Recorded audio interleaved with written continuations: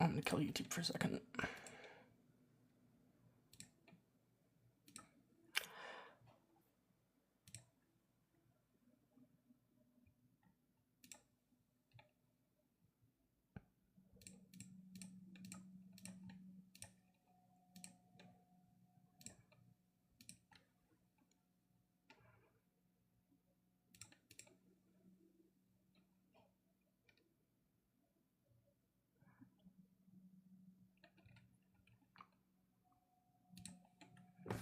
Hello, everyone. Let's see. Oh, I should probably just copy from there. Disaster.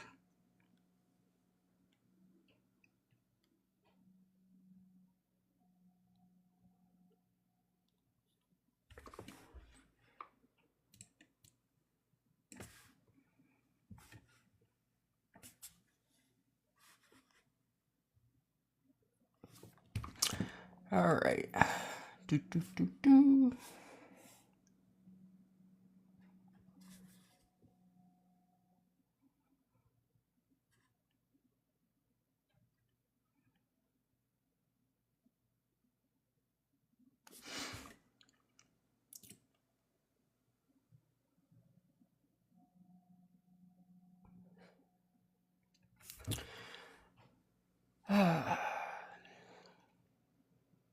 Where is everyone?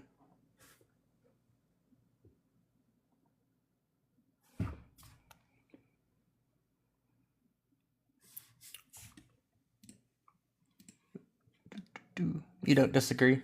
Well, that's good. It's always the good stance to take is not disagreeing on just support. Yeah, go ahead. Do you have a question?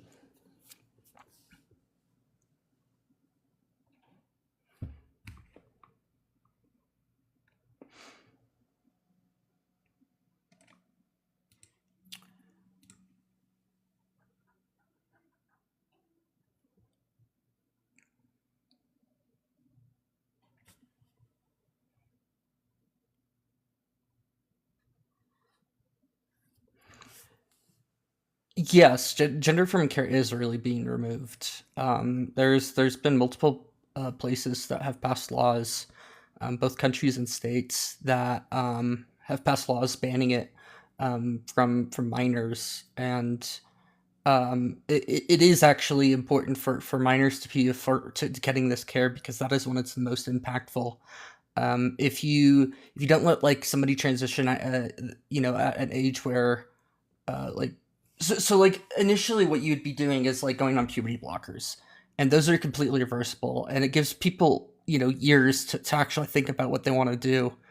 And if they want to go on to gender affirming hormones, this prevents them from having to do things like knee top surgery, at least for females that are transitioning to men. So yeah, thanks for the follow.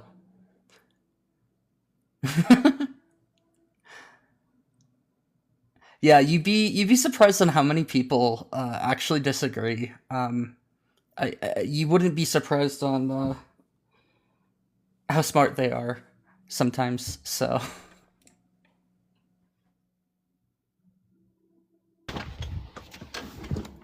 hi, can I get age and pronouns and if you disagree?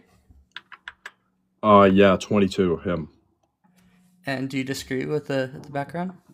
I disagree with something you said. Which Your is community and your people love to make the claim, and I've been studying biology for 4 years in university. You guys love to make the claim that puberty blockers are 100% reversible and that they don't have long-term side effects and that you can just reverse them and go back to your normal growth. That's just not true.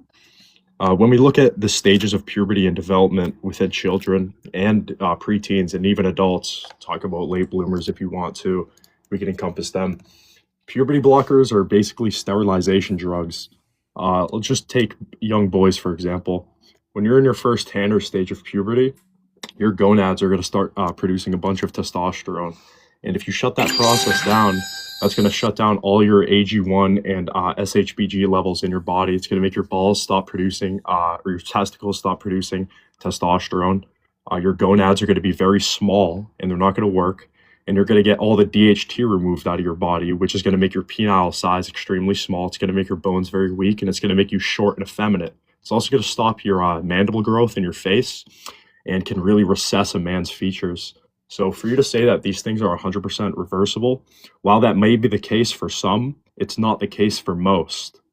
If we're just going based off of pure science. So. Well, it really depends on how long you're on puberty blockers for. The idea is not to like keep people on puberty blockers forever. That would be actually very harmful to do. That is very well understood. If you never remove somebody off of puberty blockers, yeah, they're going to be sterile because they've never developed as you know, they would have going through puberty. What about if you skip Tanner stage 1 and continue with Tanner stage 2, 3, and 4? You don't think there's going to be anything bad happening there? From my understanding, it's that they don't even use puberty blockers until Tanner stage 2. That's not true. That's what I think the WPATH recommends. Well, they might recommend it, but that's not what they do. So, yeah. So why do you think it's reversible? You made the claim, which is false information. Your live can actually I could report that and get your live taken down. Well, of course you would. Of course, it would be you who would report that. But I haven't because I wanted to talk to you first before I do, just to make sure that maybe you could take that claim back, because it's very dangerous to be peddling that claim. That's like saying heroin has no side effects if taken at the appropriate dosage all the time. Well, that's maybe the case for some. No, it's really not. I mean, it's actually better to take. I would if I was a doctor, which I'm going to be in the future. I'm studying for my MCAT now. I would rather prescribe a child heroin than Leoprolide, which is a common puberty blocker given to children. So. Yeah, and also your claims about so what I claimed is that they're mostly reversible. They don't have, like, if you are puberty blockers for, like, let's say 6 months to 18 months, the effects of them are largely going to subside afterwards. You may lag behind a little bit of your peers compared to if you look at like Z-scores. But when people go on to a little bit, well, I mean, if you actually look at, like, I've actually looked at, there's many studies that look at people who go on puberty blockers and then gender affirming hormones, and for some, their puberty, their bone health is actually better on average, very slightly. It's not possible. Than their peers. They have higher bone density. That's not possible. I can the only studies that was saw in was women on testosterone, because it was hardening your DH and IVF levels. Well, you said it wasn't correct, but it's not correct. It also, because you're speaking from an all perspective. You're saying actually in some it increases bone mass. Yeah, like, well, okay, that's does. Not true. When you go that's on, not true unless a woman's on testosterone. So which isn't a puberty blocker. That's not testosterone. When you do go on gender affirming hormones, your bone density does increase. Oh yeah, how would that work if you gave a young boy what's it called, Leprolide? How would that work? How would it increase their bone density? I said when you go on gender affirming hormones. That's what that is. Estrogen that's what Leoprolide is. It's what Lupron is. It's what Eligard is. It's what that is. So yeah, whenever you go on estrogen or testosterone, bone density does increase because they are developing hormones. What are you talking about? So when somebody's on... You're saying a male on estrogen will have a bone density increase? Give me the science before I report your live for misinformation. Yeah, I can give you the study I'm referencing that looks at this. Looks at what? What does the abstract say? What does it tell you? It says men on estrogen have an increase in bone density?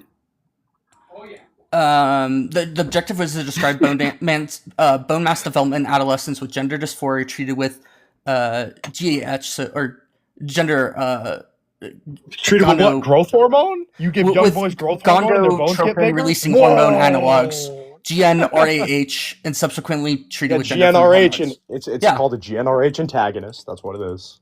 Yeah, GnRH. Yeah, I know what you're talking about. Yeah, I've been studying this for just over 4 years. Yeah, and the main outcomes is that bone mineral apparent density, age, sex-specific BMAT Z-scores, and that's they're measuring. The results was at the start of GnRH HA treatment, mean areal bone mineral density, BMD, and BMAD values were within normal range of Do you know all what groups. GnRH means? Yeah, What does it mean? it's gonadotropin releasing hormone. You don't even know how to say it. It's gonadotropin releasing Yeah, hormone. You I'm don't know sorry, what it but means. like I don't study this every single I don't study this. Okay, then particular maybe thing you every shouldn't single- talk about it. If you're not studying science and then you're talking about science and then you're up here talking to kids on a kids app saying that puberty blockers are 100% reversible when somebody that's studied science for over 4 years like me in university at a Well, I top didn't make the claim university. that they're entirely reversible. It's just that they I've been largely saying that's what you. reversible. Yes, you did. You did make the claim. That's why I'm up here. If you said that, you might be able to recover some, but for the majority, you're not going to be able to recover fully. I wouldn't be up here because I don't have an issue with people going on puberty blockers. I do have an issue with people like you peddling the narrative that it's 100% safe and effective and reversible, which is what you said. You said it's 100% reversible. Well, 100%. it is the That best, means this without does lead to a the best burden of a outcomes. doubt. It does lead to the best outcomes in terms of mental health. It does. Okay, what's the best outcomes? That's completely subjective. Yeah, so it's comparing versus people who haven't received any sort of affirming care. If you These are offer, completely subjective analysis. I mean, That's you what can that look at is. you can actually just look at life outcomes, and that's not subjective at all. That's correlation. You're gonna have to give me the causation and prove it's because of the puberty blockers, Yeah, which you're not so gonna find. Which you're not gonna find because it doesn't exist. yeah, puberty blockers Because aren't people- used for gender dysphoria. They're used to treat prevent further dysphoria. They're not actually used to actually treat gender dysphoria itself. So why give it to them? If you're not The- treating, why put a Band-Aid on the fucking dam that's leaking water? Why not patch it all up? Why put a single Band-Aid on it? Doesn't make sense. That's a very bad faith argument. Yeah, so what do you even understand what gender dysphoria is? Yeah, but you don't understand what gonadotropin. Yeah, so releasing what is the hormone problem with individuals with gender dysphoria? The issue is that it's a mental illness that encompasses all other mental illnesses like anxiety and depression. Yeah, So but what as is a the kid, source of the problem? A kid though? might have anxiety and depression, and he might think he has gender dysphoria because 70% of people that are transgender, that claim to be transgender, have underlying mental health conditions like suicidal ideations, substance abuse, anxiety, depression, all of that. Yeah, that's a correlation, not a causation. Well, I have 2 studies and abstracts with the PMID number to prove that otherwise. That shows Yeah, the I correlation also is 'cause have I have to show that the because number they're one predictor, transgender. the number one predictor of mental health outcomes is support in the family. So if you have Okay, an well, that's individual- completely subjective. It's completely subjective. I have No, objective this is proof. mental health outcomes. So this is if you're saying that So what these does the people are abstract suicidal, read? What does it that's also tell you? subjective then. So you're just fucking killing, What is it- shooting yourself in the foot repeatedly. If you're What going is to your- say that these subjective or not. What is your? Well, no, you have no studies. That's the Yeah, issue. so, You have no studies. You made the claim. You made a claim that was completely false, that could get you taken off of TikTok, and you still are trying to defend it. You said Yeah, puberty so blockers are if I said that 100% they were reversible. 100% reversible, I That's misspoke, not- and I apologize. They're not Okay, entirely well, reversible all the time. That's a big misspoke. That's a big one. That's like writing a PhD thesis and Yeah, I'm not a sending it out with PhD, a though. 1,000 fucking errors. That's what it's like doing, because you're a dangerous person. You're grooming children, and that's what I don't like. That's why people. Yeah, how have a big am issue I with grooming this movie. children? Explain to me. I'll tell you how. You're on a Because you actually children's app. making no. I tell would, you. I would say that this is an 18 plus. Let me tell you. live. I would even. Well, you're on a children's app that the average age for a TikTok user is 14 to 17. You're on a children's app talking about gender affirming I would also care, call saying those it's 100%. adolescents, not. You're children. saying it's 100%. Just a FYI, children's children app. are like under the age of 13. You're saying it's okay, teenagers app, whatever. Yeah. You're on an app grooming teenagers. How am I grooming them? To believe that that if they hop on puberty blockers and they regret it, that it's 100% reversible. So just try it. That's what they're gonna think. They're gonna think it's 100% reversible anyway. I'm not That's like telling putting anybody to someone- hop on puberty putting some in there blockers. and taking it back. So you're grooming children with a Who am I false telling- idea. Who am I that telling you to yourself hop on puberty doesn't believe. blockers? Who am I telling to hop on puberty blockers? Who have I You're told to hop indirectly on- telling people. You're indirectly so telling you admit people. that I'm not actually telling people this. That's not. That's well, a huge I mean, it's gonna be- concession. That's not. No one conceded to anything. I don't think you know the definitions of words that you use. You didn't Yeah, even know how to so- pronounce gonadotropin. Yeah, So, because I for don't one, speak the I'm not going to everyday argue language. science with someone that doesn't know what a GnRH antagonist is. I've studied this for too long to talk to like a dummy about it. But what I will say is, I will just go back to my regular claim, and that you said puberty blockers are 100% reversible. Yeah, I've already That's like, conceded damn that it, they're that's not like 100%. you That can. Well, do that's cause your claim you made. sometimes they are entirely No, reversible, but that no, overall that's they're not largely possible. reversible. You can't mess with your endocrine system and not have your LH and FSH levels out of whack. Even if you took puberty blockers one time, your LH and FSH would still be out of whack, which could be completely cooked for some people, depending on their genetics. Some people might rebound from that, some people might not. So for you to sit up here and boisterously say, puberty blockers are 100% reversible is grooming. Yeah, and you That's keep what it putting is. this You're idea that selling I've said someone. that, and I've already conceded that would have been a misspeaking if I said that. Well, that's And not I apologize. misspeaking. A hungry man thinks of Well, bread. wait, hold on. You keep putting That's not words a in my mouth. misspeak. I know That's a that you like putting Freudian things in slip. people's mouths. That's you admitting to the world that you don't know what you're talking about. You just have horrible ideas and ideologies. Which is why no one ideologies. So likes now your these are community. ideologies now. Why That's do you think so hilarious. many people like Blair White? Blair White? Why do you I don't think know so who many the fuck people that like is. what's that one trans man name? Everyone knows him. He was on GQ, Jubilee. He has a beard. Everyone knows him. Something Buck. Oh, His Ken last name's Buck. Buck. He's. Oh, I know. I know Buck. of him. Just recently, His name's though. Buck or something. Why do you think everyone respects him? I It's think because he's that's a fucking real hilarious. transgender man. It's a real female that turned into a male that Well, will you tell you called the him a truth. transgender, and you That actually has done the science. I'm surprised that you're like actually properly like you're not like misgendering him. That's so like woke of you. It's because, yeah, I have respect for all individuals. I have no respect for grooming liars. Yeah. So who have I I have groomed? hatred in my heart for people Who have I like groomed? that. You just You're grooming you're people peeking. on the internet. Who have I groomed? Do you even know what grooming means? Let's give it a goog. Grooming definition. Yeah.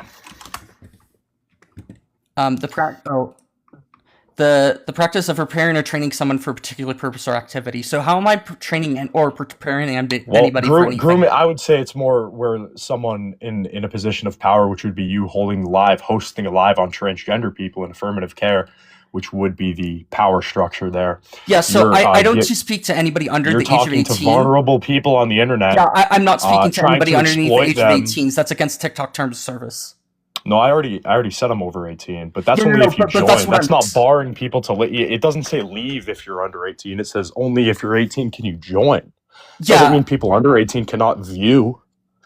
So I'm just telling you right now, that's the definition of what you're doing. I'm just saying, if that was an honest mistake, which I really don't think it is, I think that was a Freudian slip into what you actually believe, because you're ideologically struck by this entire thing.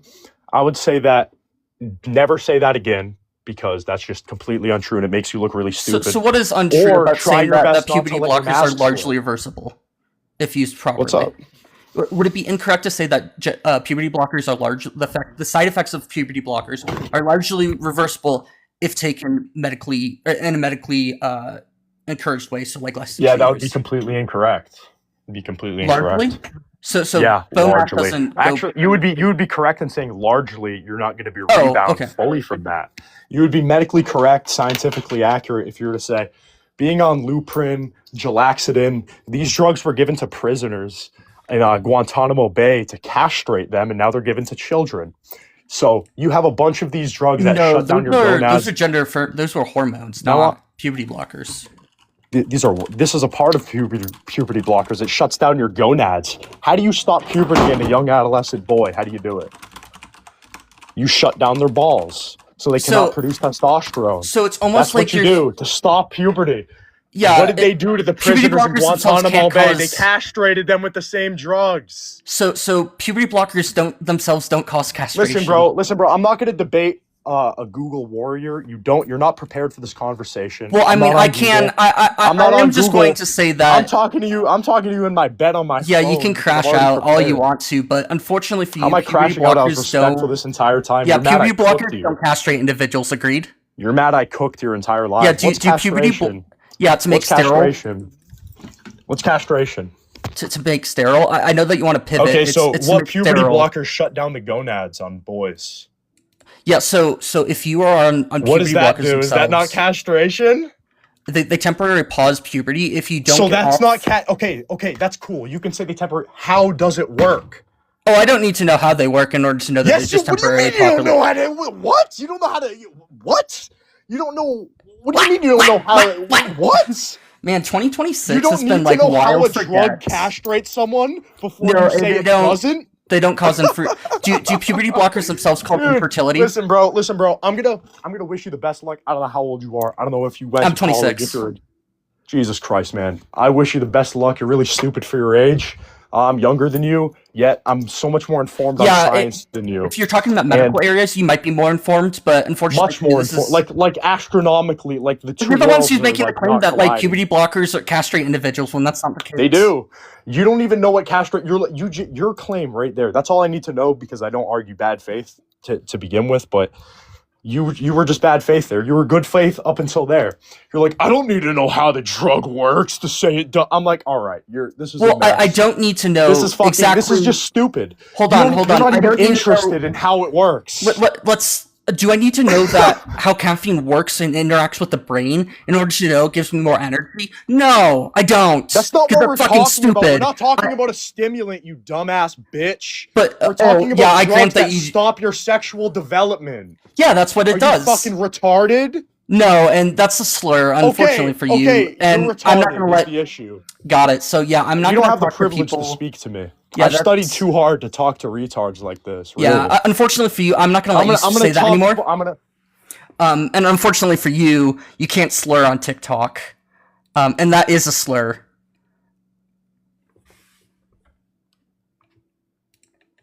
And have a nice report with that too.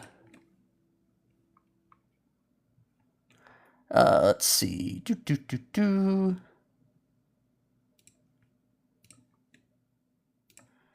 Yep, there you go. Have a good one.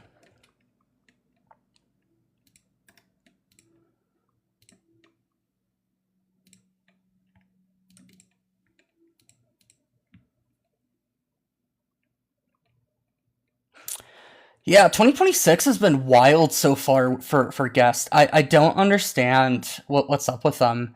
They've been awful so far this year. It's been quite funny.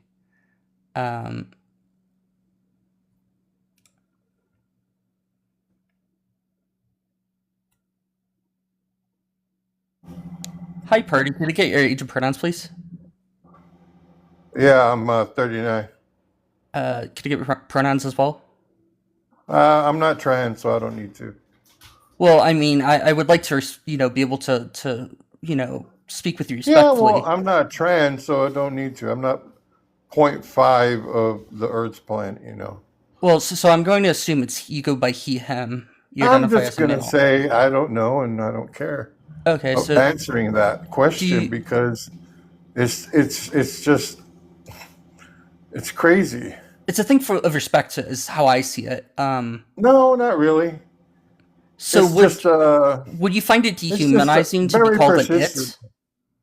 What's that? Would it be dehumanizing for No, me that's to just call you like an that's it? that's basically being condescending, basically. Okay, Hateful. yeah. So Hateful. I would find it disrespectful. Hateful, yeah. Yeah, hateful. So that's why I ask. So Yeah, well, 0.5% of the world needs to, basically understand that it's not going to go their way. So what do you mean by that? What do you mean by what? Well, it's not going to go their way. I mean, No one needs to know your pronouns. It's hello, hi, how are you? I think it's respectful though, and actually reduces harm to be respectful to individuals. No, that's not going to be a thing. It's not going to happen. Let it go. Okay. The whole pronoun thing's not going to catch on. Well, anyways, It's not going to be a part of the real world. Let it go. So why should I? That's just part of the consistent. Probably the people that are on the spectrum can't get away from that. Yeah. Well, Yeah. I find it funny how you bring up people on the spectrum because it's. Do you see as people who are autistic as odd, or do you see autism as a reason? No, there's nothing wrong with them. Autism is not something wrong. It's just that they just won't change, and that's okay. Well, yeah, trans people. Like I said, it's not going to change. It's not going to change the world. Well, I think that's a 99.5% of the world, it's not going to change. Get over it. I think you have It's hello, hi, or my name is Mike. Hi, how are you? Or is this the place where I can send in my application? Oh, is this where the party's at? Oh, is this the library? Okay, can I get a card? No, none of that is going to ask you for your pronouns. It's not going to happen. Yeah, Cope so with it. this is a Understand. trans like inclusive space. I like to actually No, this is TikTok. yeah, It's which is TikTok. It's also like a trans inclusive Facebook. space. It's a Facebook. It's not yours. Yeah, It's a so bunch of I have Chinese to people. It's a follow the bunch of Chinese rules. people. I have to It's a follow the bunch of rules of the Chinese platform. owners. There's Agreed? no rules. TikTok they have rules, but they're not your rules. It's not your Yeah, platform. but I have to follow those rules But that this they give isn't, us, correct? no, it does not ask you for pronouns. I Sorry. don't have to, but it is against their pronouns to No, but intentionally. it's not. It's not. The rules are set to not smoke, drink, things like that. Yeah, Not so to not know your pronouns, okay? I'm Thank actually you. have All right, their let's go on. Let's move on to the next thing. okay, Okay, so let's move on to the letters. So a gay person is a man who likes a man. Now, a trans woman that likes a man, yeah. are they heterosexual? I would say so if you're basing Oh, wait. gender Oh, as or your sexuality so based off of oh. So being gay, a gay man is not, so a it's woman could be gay now. this depends on how you A are female can be gay. Do you know how this could work out? You know how this could be fixed, and the rest of the world will be happy and leave well you guys alone? you say fixed, but so that's implying that I'm there's something telling you, wrong. I'm telling you how this world would react if you guys can just accept one thing. Just accept it. What's that? A trans woman who likes men is a gay trans man. Keep the word trans. Stop separating sex and gender. Well, they and are keep separate the trans. things. Keep the trans. Yeah, so That's do you it. understand what trans Accept means? it. Just accept the trans. I know the whole thing about the sex and the gender. Yeah, you don't have to go down that rabbit hole. It is a Latin We prefix. don't have to go down that rabbit hole. Okay. Do you understand? Yes. Accept the word trans. Stop trying to be a full woman. Stop trying to be a full man. And then you got the non-binaries that don't even want to be a man or a woman. And it's fucking crazy. You know who I think has the option to ask or to say that they're either a man or a woman is the intersex. I actually think they have the option to say, hey, this is what we are. But guess what? If that window is open, then every trans person is going to change their sex or their gender as intersex. So they can get away with it. But see, that's the whole problem. Do you even Accept understand the what word trans. intersex conditions are? Accept the word trans. That's all you need to do. Get over it. Thank you and have a good night. Yeah. Oh, okay. I grant that you'd want to run. Yeah, no, I had no illusions that I would be changing their mind. What the fuck is 2026 for? I had one yesterday. Oh no, this is like pretty par for the course. Is there anybody else requesting? No, nobody is requesting. So if you do want to come up and talk, I am open to ops. Yeah, 2 crash outs in a row. What was it? The 5th? I had who was it? We had some people that were like clearly misogynistic, and it was really funny. I had a blast the other day, just laughing my ass off at them. And thanks, King, for the gifts. Thanks for all the roses.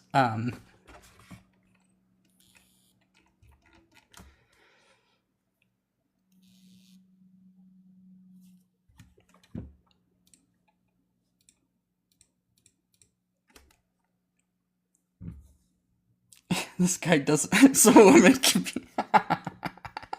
I know, right, Allie? So women can be gay now? What?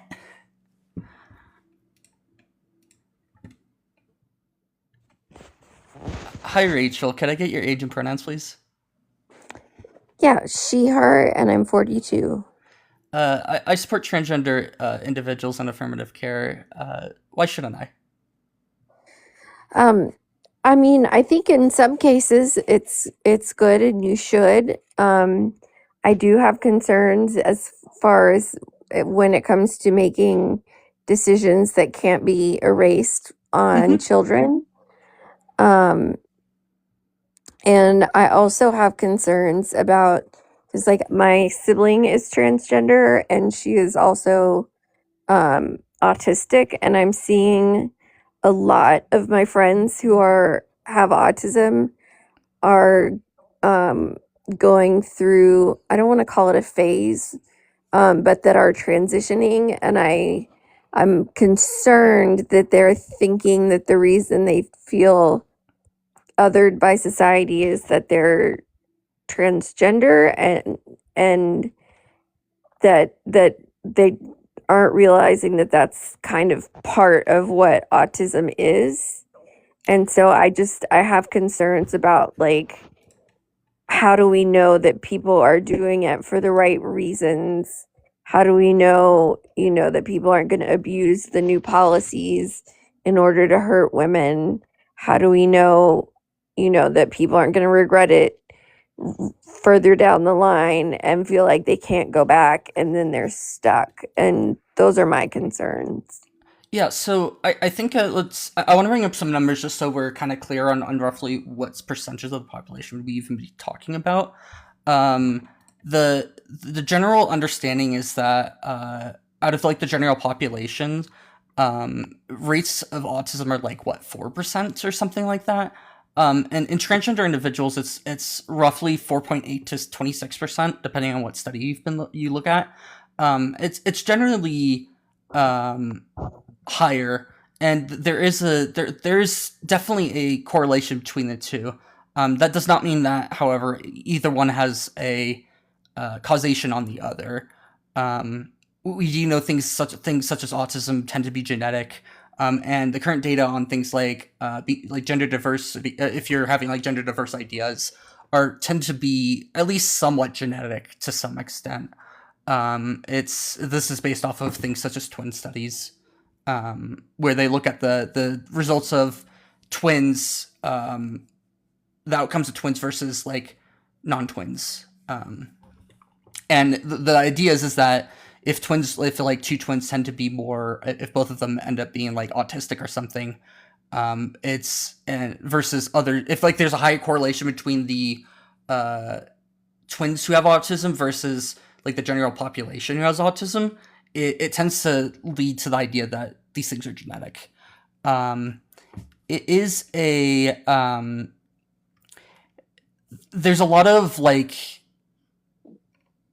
I would say a lot of like questioning that happens that I'm sure some of it is in good faith, but I think a lot of it is quite harmful to individuals where like I'm autistic myself. I see these things such as like social constructs like gender and just look at them and say, oh, this clearly doesn't work properly. And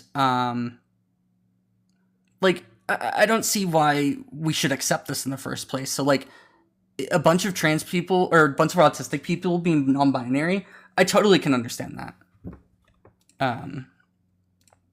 But I often just see it as something that is used to question them, not a reason to take people seriously.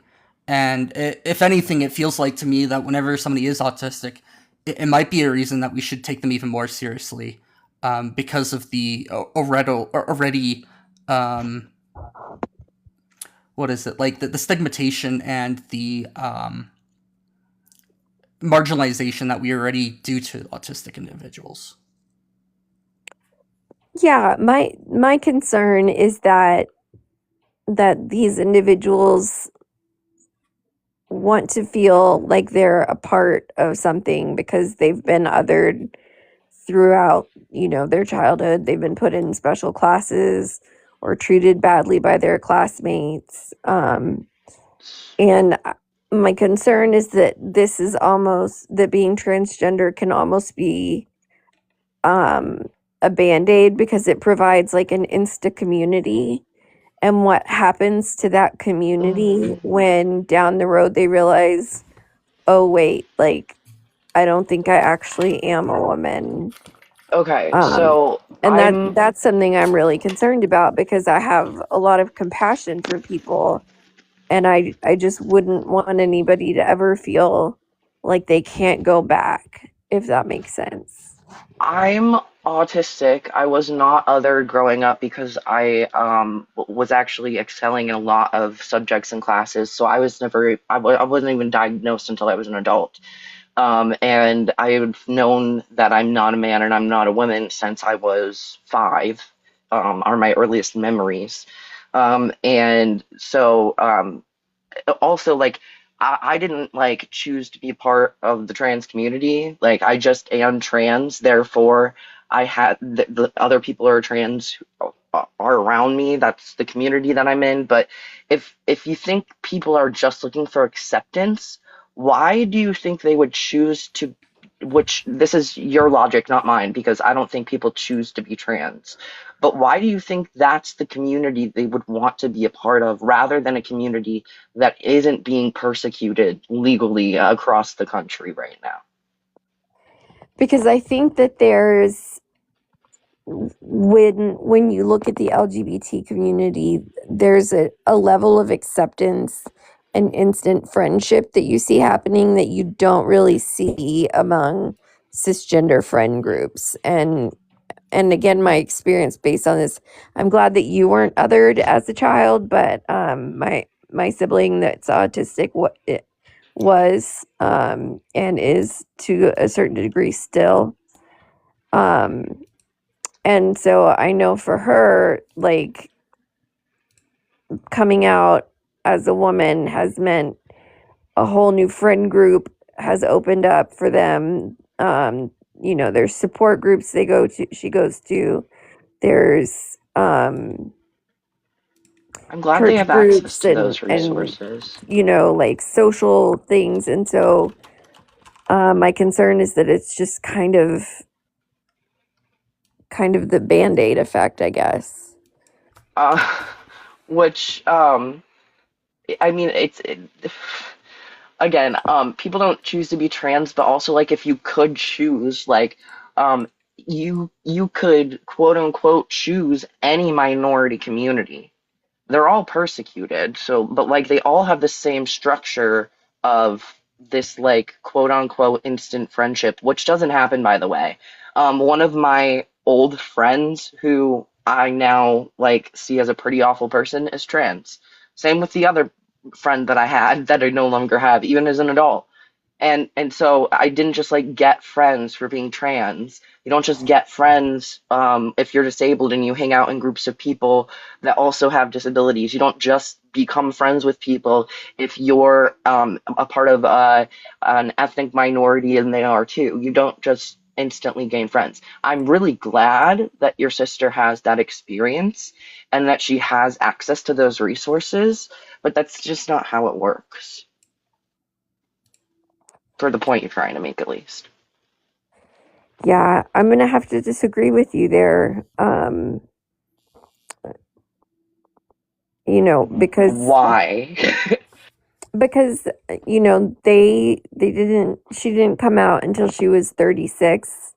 And when we were children, like there was never any, because like I've got cousins that are gay, and when they were like 13, 14, 15, It has they nothing to do with being trans, just to be clear. Sorry. right, but That- if I can make my point without being interrupted, please.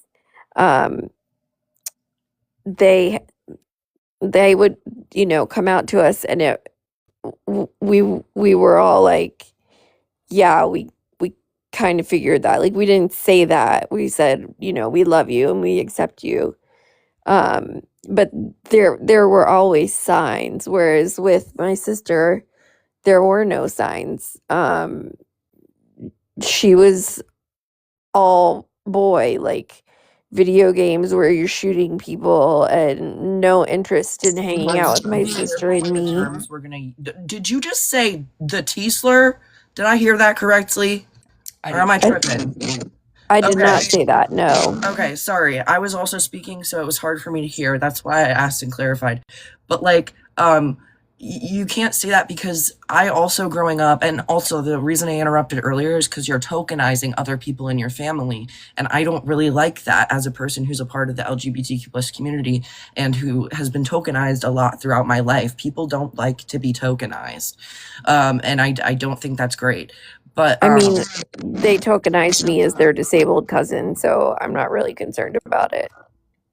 cool for you if you're okay with it, but minority groups typically aren't. So please don't do that to other people unless you Okay, have well, permission. disabled people are a minority group, so please don't talk down to me. I'm saying you are the exception. I'm not saying you're not in that group, okay? I'm saying you are the exception. Most of us don't want to be tokenized, all right? So let's not do that. And B, I was 19 when I came out because I didn't know what non-binary was until then. I didn't have access to the education, first of all. Second of all, I was othered by my family for even the thought of me having a different sexuality.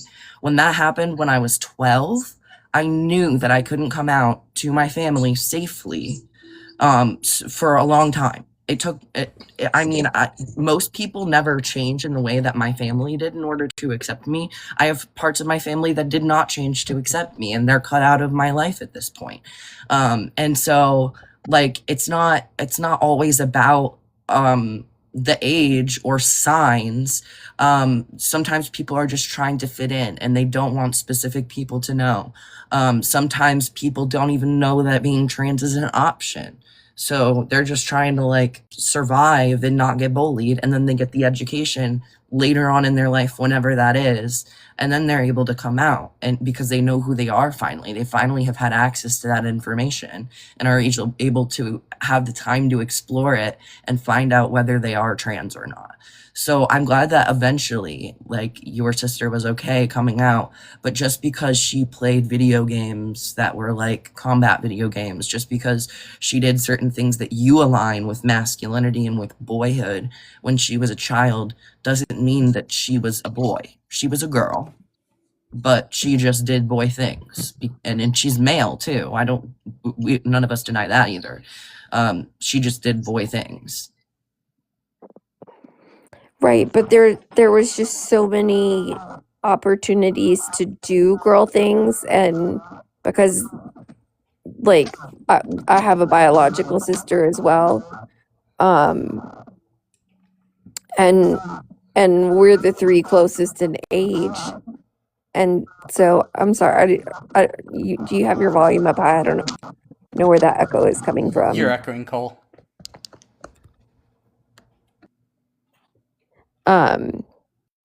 And so there was a lot of opportunity to, play more with us or associate more with us, and it wasn't like that at all. And so, and also, they're not non-binary, so I don't know what the argument of, well, I didn't know what non-binary was. She could have Like, not sure, known that's that a being a fair trans argument. woman was a thing. Can I finish, please? I'm explaining further so that you understand and don't have to make a point that is irrelevant. I'm saying that she could have not known that being trans period was a thing, that she didn't know No, she she could be a definitely trans knew woman. that. Like, Lots of kids don't know about we trans lived in a people. big city where there was a large community of people like that. Like, That doesn't mean that she has had access to that information in a way that she can intake. Not necessarily. And I mean- I think it seems like your approach is to be like cautious about like what if there's like a huge spike in like detransition or retransition rates, and people like regret these things, but we haven't seen that, and the data that we have is even leaning that these regret rates are actually going down, if anything. Yeah, Like and I the, do the want to absolute like, Right, numbers. but for it to go down, it means that people have had to regret it, and that's why I'm concerned. But it's such a low number to begin with, first of all. And second of all, I just want to wrap up my point from earlier. We have a lot of evidence that shows why trans people aren't coming out. And not only that, some of the quote unquote detransitioners or retransitioners, the people who stop their gender affirming care, they do it specifically. And again, we have evidence to prove this because they are unsupported by their family and their colleagues and their peers. So I'm making these points based off of evidence-based things, and you're just saying, well, no, I don't think so, and you don't have evidence. So that's the, like, before we shift, because it's okay to shift, I just want to like circle back and finish that point. Yeah, the rates that we see are like generally accepted to be around 0.3 to 0.6%. At the very most, it might be 3% on if you're like really pushing what you would consider like regret or that kind of stuff. But like in terms of like internal regret, that I regret this because of, this wasn't for me. Those numbers are very low. The regret rates typically are from things like my surgery got botched, and that's just, any type of surgery can get botched. Open heart surgery gets botched sometimes. Plastic surgery gets botched sometimes. We live in a world where things don't always go right 100% of the time, and it really sucks when that happens. But a lot of it seems to be from external factors, not internal ones. And just for reference, Right, but the fact that just for reference, really quick point, just for reference, I can't remember which is which. One is 20% and one is 40%. But those are the regret rates on hip surgery and knee surgery. So it's much higher in much more accepted practices. That's all.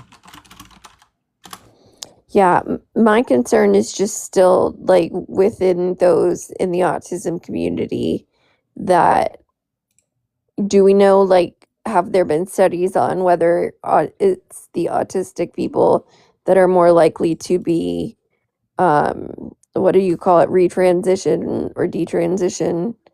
Has there been studies on that?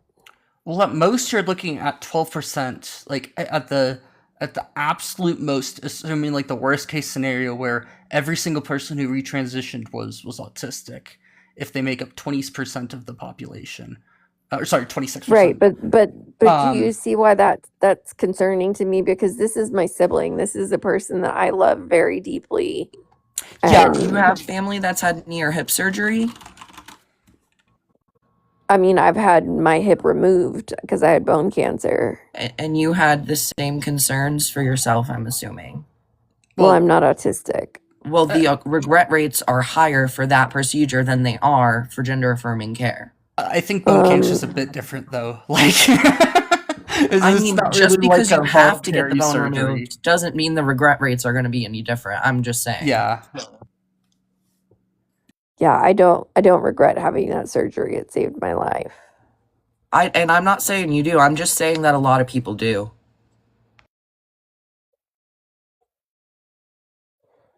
Yeah, I guess it seems like you're kind of being dismissive about the fact that there's that higher correlation, and that I think before we just go straight to affirming anybody and everybody, that we should spend more time looking into, how are we certain before, because according to my sibling, it's been extremely easy to just go into the doctor and say, this is how I feel. Great, let's put you on hormones. We could get you scheduled for surgery. Like, there's not a lot of like therapy and exploration when you're not a child. How old are and I have concerns about that. When you're an adult, I think that I tend to think adults. You know said what she's they're doing. 36, right? Yeah. Sorry. Yes. Yeah, I don't really have a reason. Like, if somebody wants to go get plastic surgery, I think they should be able to go get it without much roadblocks. I don't see any reason why we should question trans people more about this.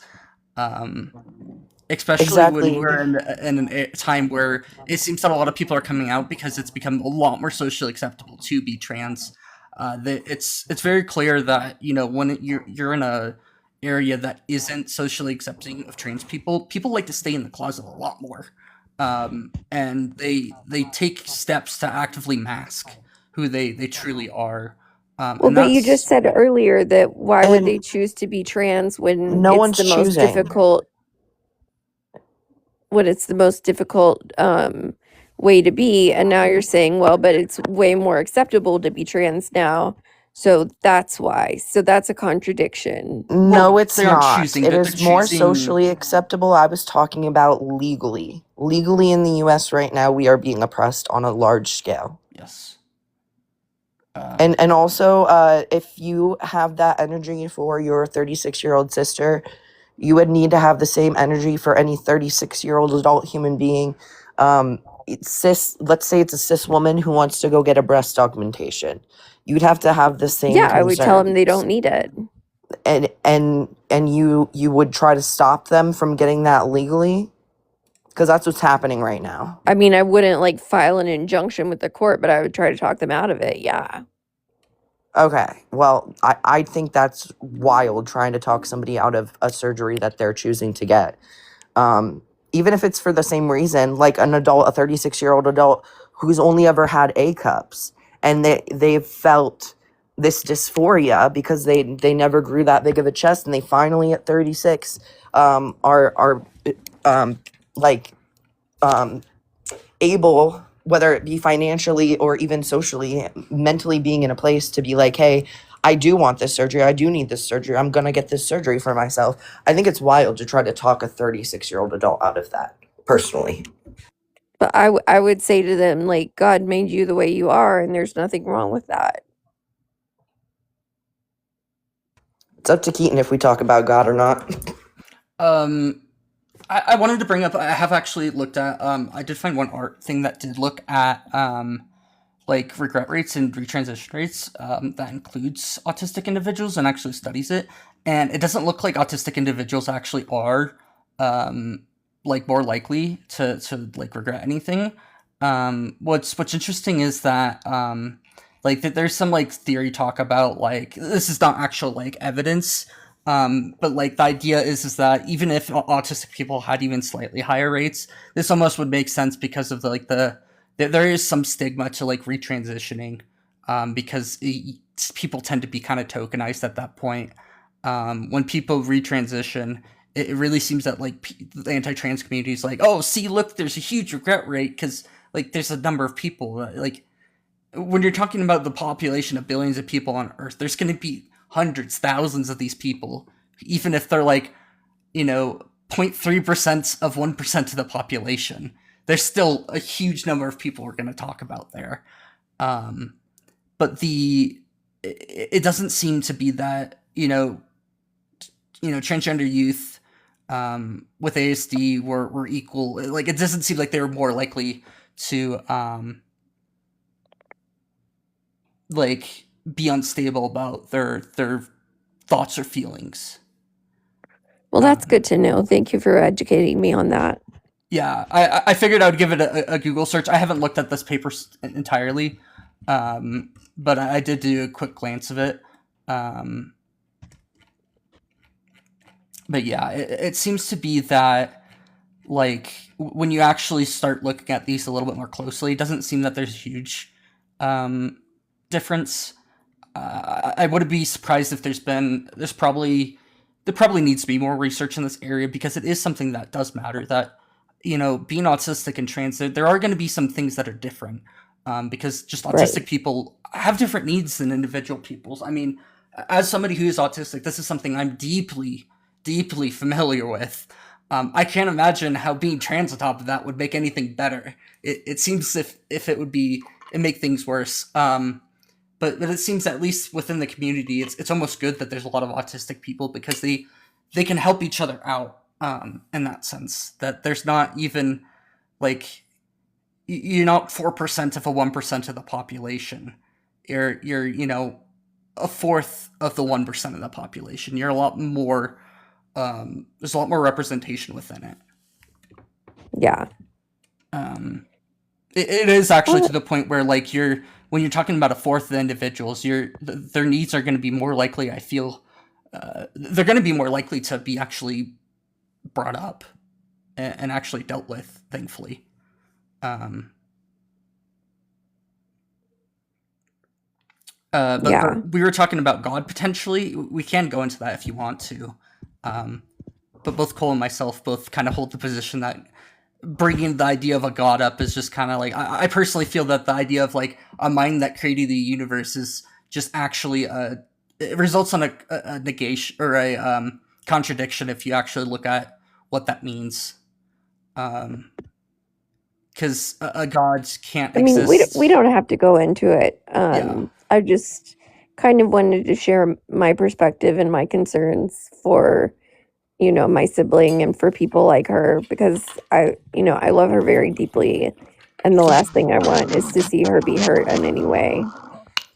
Yeah, and to add to that, again, we have statistics that show this, things like lack of family support, and even if you say, okay, that's okay, and don't sit down and say, God made you this way, please don't get gender affirming care, which it sounds like that's what you're doing with your sister.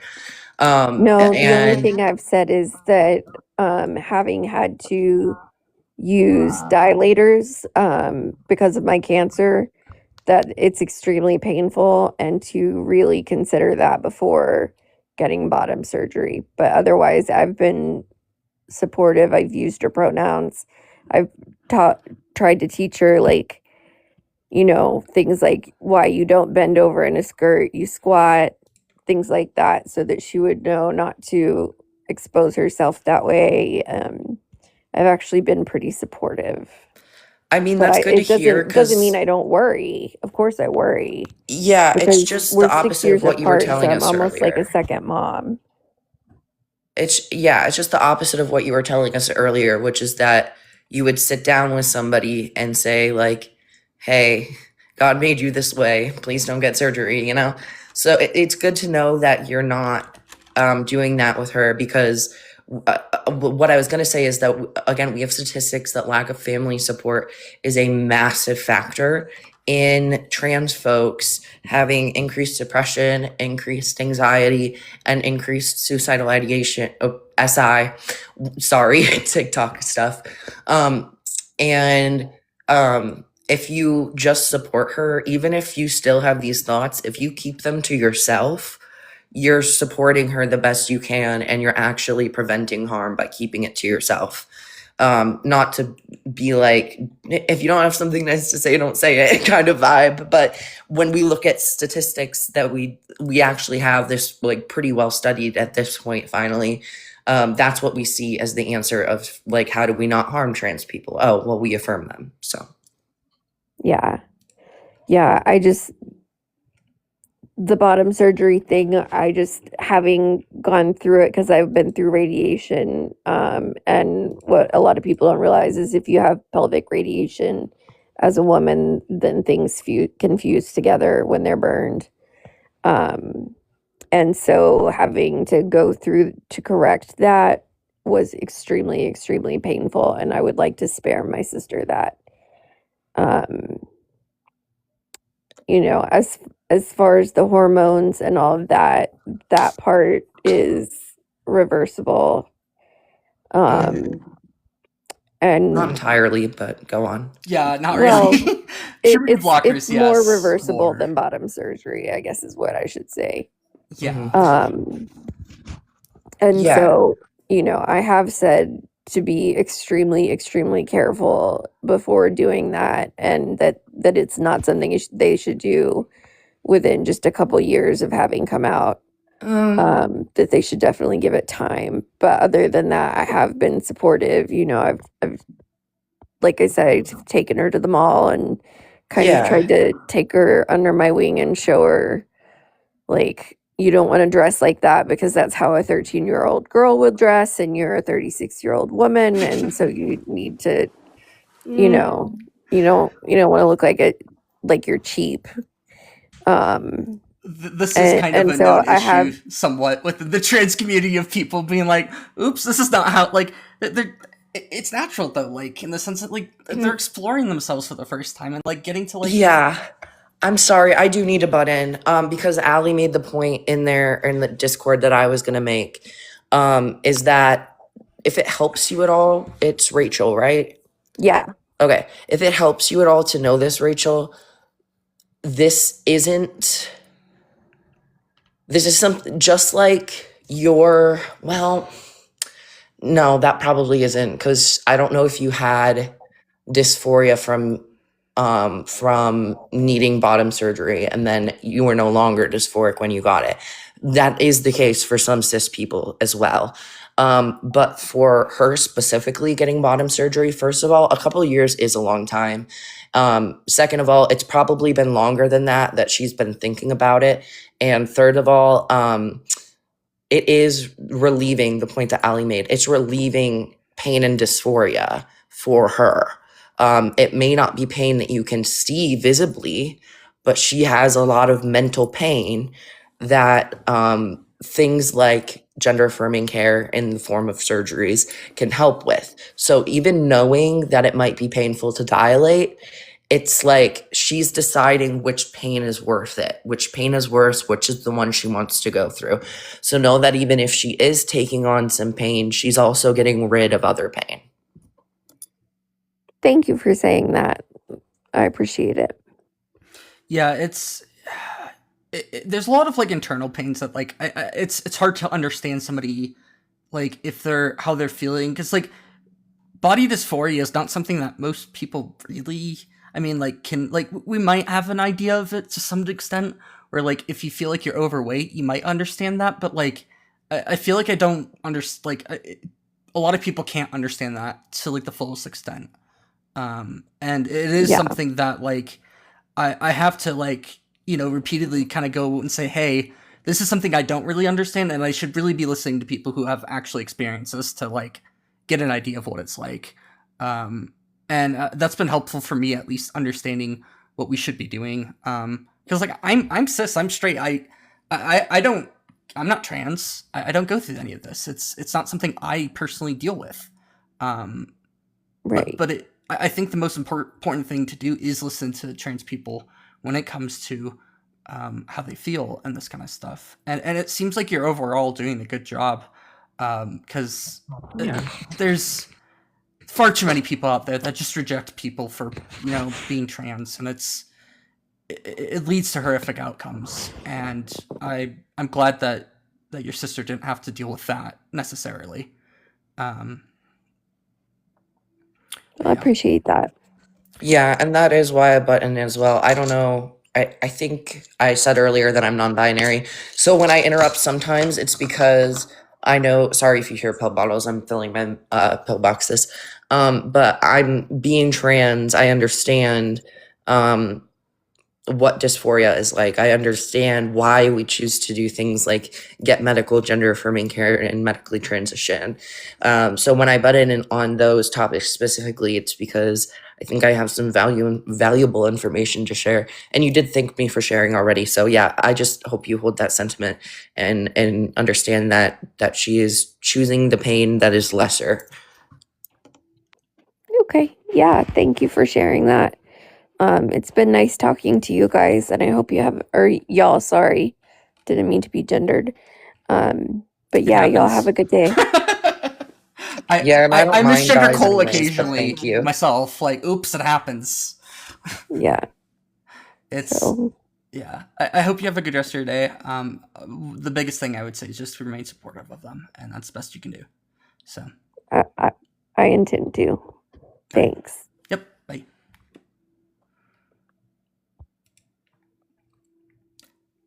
Well, that was better than the rest of the guests in 2026 so far. Yeah, not too bad. Sorry if you, again, I'm filling pill boxes, so if the background noise gets too much, just let me know. Yeah. I don't know if you heard first guest, but he crashed out, slurred, and left. Oh, well, I'm not surprised. I'm indisposed at the moment, but yeah, that's when I got on. I think you were talking about the first guest, but he wasn't, he or she, they weren't here. See, I use gendered terms when I don't know the gender Yeah. of people sometimes. But anyways, yeah, I just heard her, but again, yeah, not bad. That part where she was when she did say like I would sit down with them and like I wouldn't legally be against it, but I would sit down with them and tell them that's not how God made you and you don't need to go through this kind of thing. I'm like, oof, that's rough. But she switched it up and everything else. Like she was respectful. And again, like there were a couple times I interrupted, and again, I need to get better at this shit. But there were a couple times that I interrupted that I shouldn't have, and there were a couple times that I did that even if they were perceived as like, oh, well, you didn't have to do that, you know, by guest or you, I think that they were warranted with my like perspective and such. So yeah, not too bad, not too bad. Sounds like she listened, so that's good. Hey, it's our wild Verclussy. It is. Thank Hello, you, Kieran. friend. Oh, it's an Amy too. All the friends. And are Amy here. too. Wow. All the friends. I'm almost done.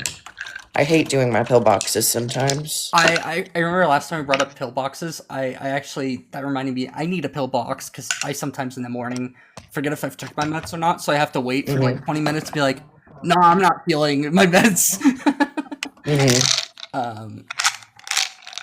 That's great, Amy. I'm glad that you can walk around. Walking around is good. Ooh, you had the flu, right, Amy? That was really cool. I dropped a pill bottle lid, and it just spun around on the floor for a while on its own. All right. It's spinny.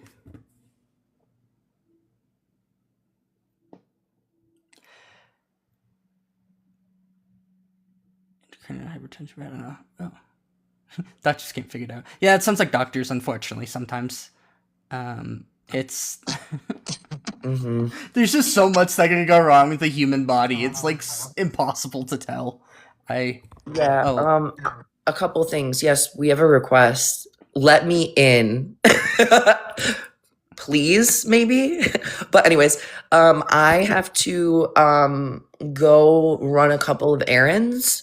So I'm gonna leave again and then I'll be back. I've been pushing these off for like a week. It's freaking fine. All right, bye. Bye. Hi. Oh my god, hi! Oh my god, hi. What type of animal is on the background? It's a stoat. A type of weasel. What? A stoat. A what? Stoat. Okay, whatever that is. I'm so proud of you for transitioning and being a Therian. That way I am really proud of you. I'm not though. Oh, my bad. Yeah. It's all good. I just like stoats. I think they're cute and vicious little beasts. Yeah, it's really cute. I thought it was your like costume. My bad. I'm sorry. No, it's just a weasel. They're the little fear. That is really cute. So, what are you trying to identify as? I am a male. I'm a guy. I'm just a dude. But I support transgender people in affirmative care. I'm an ally. Can you explain what affirmative care is? Yeah. Sorry. So it takes a wide variety, or there's a wide range of affirmative care. Things from just socially transitioning is affirmative. It's supportive. It's affirming their gender. So just changing pronouns, changing how you know, if you were to like infer gender to somebody, you know, changing that. It could go to things such as medical transitioning as well, which involve puberty blockers, gender affirming hormones, and including surgeries. And there's a huge number of different types of surgeries. There's voice surgeries where people will get they mess with the vocal cords to either like shorten or lengthen them, essentially, to make their voice higher or lower.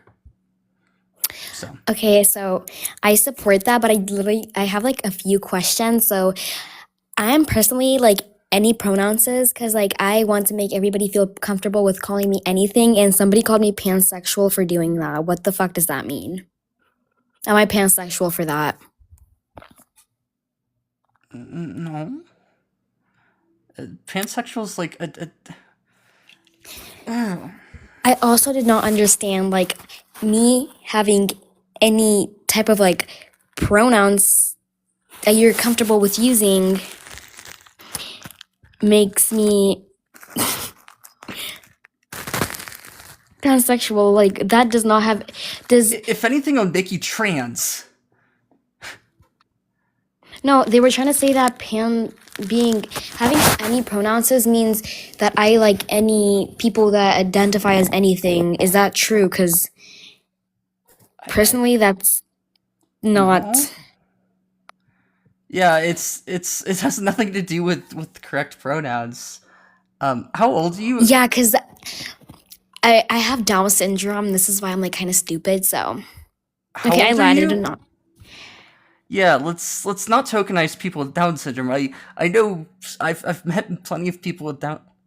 Yeah, thanks, Cole. I was just about to do that.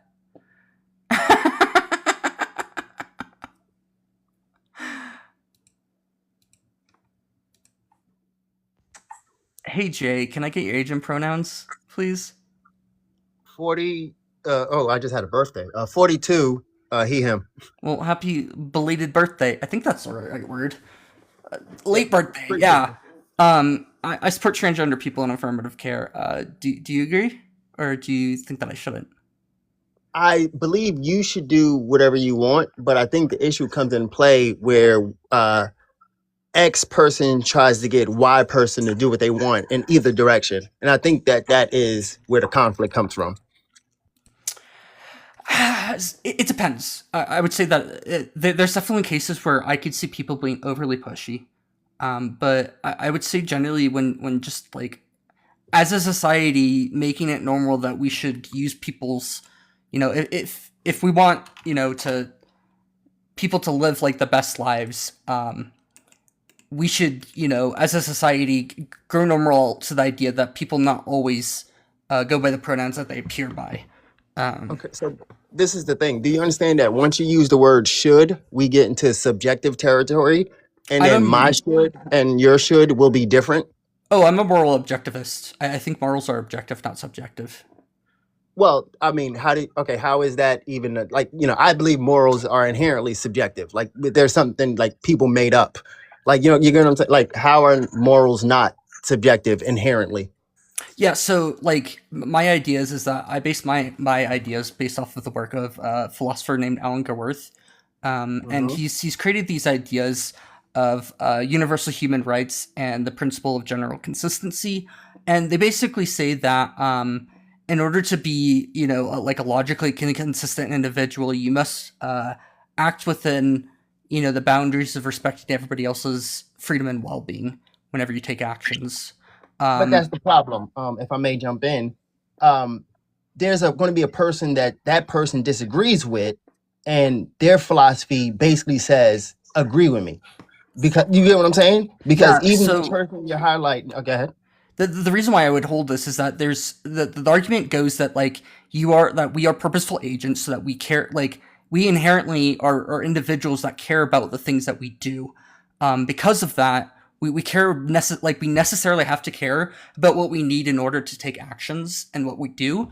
And you need two main things. It's a little bit more broad than this, but two main things. It's going to be your freedom, so like the ability to act, and the well-being, so like the actual like mental and physical ability to act. And because we're purposeful agents, we have no other way to establish these ideas as being rights, other than to claim that they are rights based off of the actual things that, like, in order for agents to be worthwhile, like somebody who's able to make choices, they have to have the right to make choices and have that freedom. Yeah, but then you have to afford that right to everybody. Yep, And that's the I'm a last point. Okay, go ahead. Oh yeah, you actually jumped to the last point. Yeah, it's a universalization, is that we must grant the same rights to all other agents in order to be logically consistent. And that's what I'm saying is inherently contradictory. Because, for example, I'm a person that believes in objective reality. So whatever your born gender is what I'm going to call you. That's not affirming. So you and I would disagree. So under the principles you just said, it just simply wouldn't work. You get what I'm saying? Because we can't be, you can't appease my objectivity stance in how I want to live and appease. I don't want to be disrespectful. I'm definitely not trying to be like, however you would phrase it. But you get what I'm saying? You have subjective nature. Well, so Like the two things argument, can't be true at once. yeah. So the argument that I would take from there would be that it does cause harm to individuals by not being affirmative to them. This is just shown that affirmative. This is just shown by the data that clearly shows that being affirmative of transgender individuals' gender leads to the best outcomes in their lives. And to do otherwise would be harming them, and it would be therefore wrong. So in order Selling to, alcohol is harmful. Selling cigarettes is harmful. well, yeah, I would So agree with like, you there. Actually, I don't think that we should have alcohol and cigarettes. I think that they're detrimental to society and individuals. But that's kind of besides the point. well, no, it's because like if you don't afford people to kind of do things that are unhealthy in this case, then you're not really for agency of people. You get what I'm Well, saying? Because you're saying, yeah. like we do know what alcohol and cigarettes do to individuals down the road. It's the number, like some of the leading causes of death, preventable We know death. we know what burgers do to people. We know what sugar does to people. Oh So yeah, no, I like, totally agree this with you is there kind too. Like these but things are you get what bad I'm for us, saying? but we Where does allow the them within line? society, and I think it's wrong that we do to some extent. I think our society has issues. I But think a that's lot what of I'm people saying. would say that. If you go off of objective, what's best for your health, even coffee would be gone. So you would have to restrict so much freedom to do what is objectively best for society. And that's simply not what society wants for itself. I think coffee's a bit of it's definitely a different category in terms of it's a light stimulant, and where Inherently unhealthy. if you take too much of it, it can cause issues. But if you stay within like 400 milligrams a day, typically it doesn't cause lead to any sort of risks in terms of like more liver issues and that kind of stuff. But if we Um, kind of use your framework of harm and look at what coffee actually does, again, like your standard with gender was and affirming was if it causes harm, correct? And now I'm well, saying to you, coffee, if I may, yeah, I'm go saying ahead. to you, if you look at the stats and data, even though one cup of coffee won't hurt you, it's objective that Americans drink so much coffee, it hurts them. You get what I'm saying? Yeah, So once, it's hmm definitely within reason. Is that with like things like coffee? It's that there's but that's where too the much of issue comes in. anything. Too much of anything hurts you. Too much water causes your electrolytes to be stripped from your body, and you can go into a coma and die from that. There's clearly limits on like reasonable amounts. Like most people are able to understand that. And And we what I'm should help. saying is, at some point in time, you have to draw a line. And once you draw that line, there's going to be people on opposite sides of that line. And that will inherently cause a conflict because individuals don't want to live the same. Well, yeah, I think that's just going to be inherently how society does things, and that gets into like how we run society and politics and what we should do. But I think that it's clear that within there is a line somewhere clearly. Where we draw that line, I think, is arguable. Um, So my point in bringing up health, getting back to the main topic, was we as a society have determined that harm does not factor as much as we would want it to. So when we talk about affirming people and the harm that brings, some people like myself are like, hey, listen, I don't want to harm anybody. I simply just don't want to call X Y or Y X. Like, you know what I mean? Like, I'm sorry that, you get what I'm saying? Like if you're then saying, well, that's being harmful, the only thing that's going to cause me to say is just go, I don't know what you want me to do about that. Like, you get what I'm saying? Like, it just, there's no alignment there that can be had. well, I would find that it's like, especially within like people like different categories, like kids. These are like the number one leaders or the number one predictors of life outcomes. Like this is not minor harm. This is like doubling, tripling the risks of individuals getting, reliant on substances and that kind of stuff. Like this is a big problem that we need to actually address head on instead of, like just saying, But oh, well, it's just their feelings. It is a little bit more than just that. It is the life of these individuals that we're talking As about. I just Not pointed out, so is cigarettes, so is alcohol, so is sugar. And I just, I believe I made a very fair point of just saying society looks at things that are harmful to society, and society itself determines if they allow it through Congress. Yeah, And so society itself has looked at several things that are harmful and they allow it.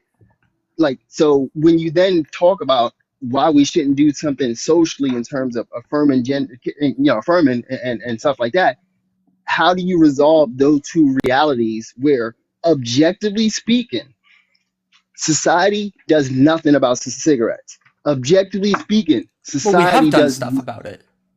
in terms of like stopping. You understand? Like, yes, we've raised Well, that hear the me out. limit This and is stuff this like is that, actually but a like, lot more analogous than I think you might give it credit for. But like, we didn't want people smoking indoors anymore because it was like you don't have a choice otherwise than if you're inhaling like secondhand smoke.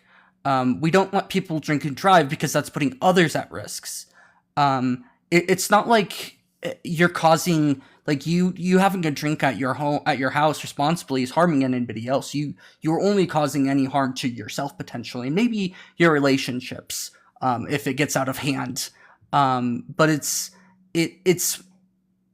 more than just like these things are like things that you're causing harm to yourself potentially.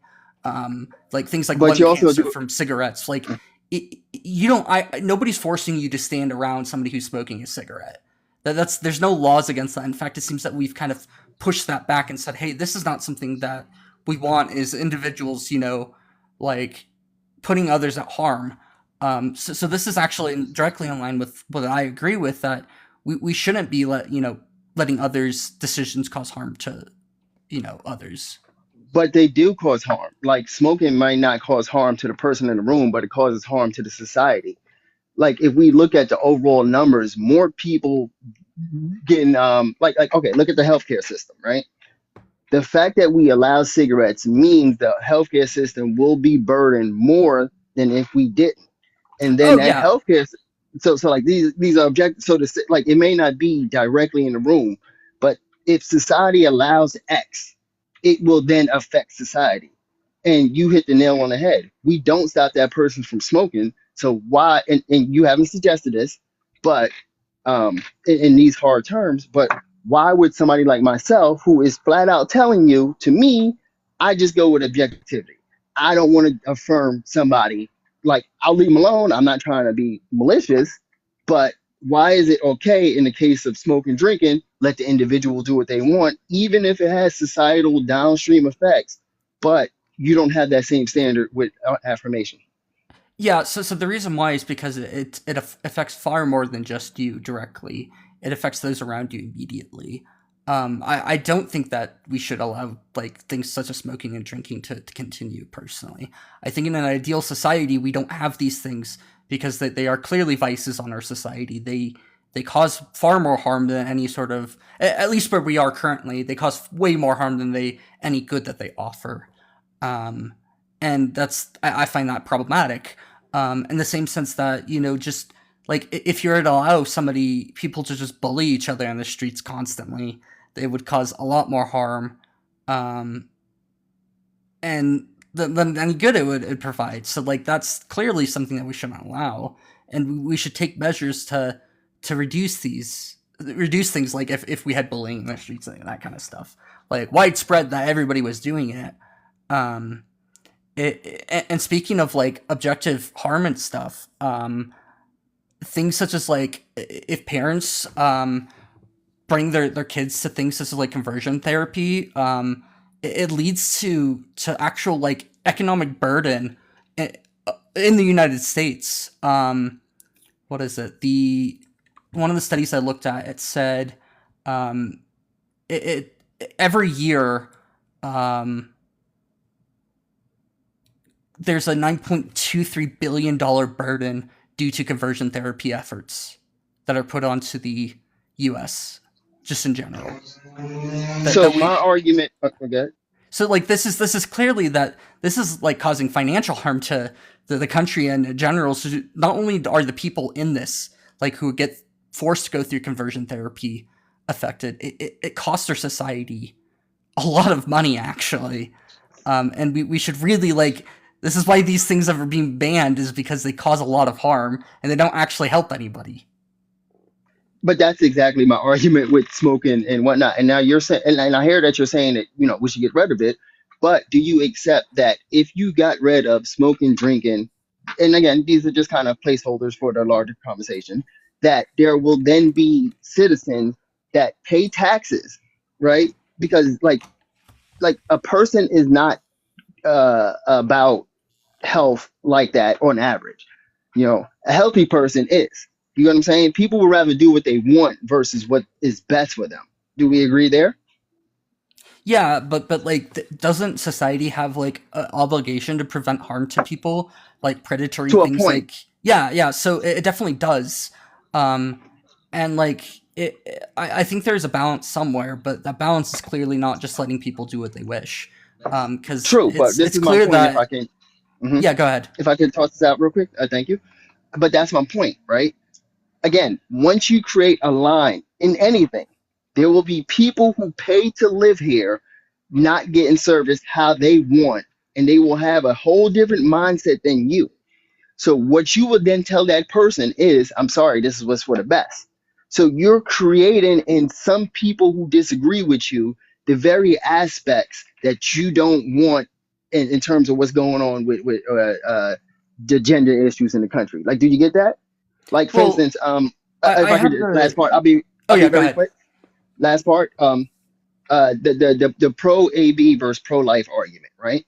Mhm. You can't resolve that. If one side wins, the other side will be forced to live in a way they don't want to. That's what you're saying here. Yeah, so people who disagree with me are simply wrong. If you can disprove my argument for objective morals, that means that I could be wrong, or that my argument Well, falls apart. I can. But There's no if, such thing as objective morals. Like well, I've that, provided an I've been. argument that does actually, conclude with, you must live in a way that conforms to allowing other people to have, access to their freedom and well-being, and if you take actions that negatively affect these in like a substantive way, you Mhm. can't do this. Like this is just going to be a morally wrong thing to do, because But you gave an argument for moral, for harm, not morals. Morals is this good, bad? People will have different looks on that. Like yeah, if we ask so somebody, it, if we ask somebody in the Middle East, what do you think about XYZ? And then we ask somebody in the West, what do you think about XYZ?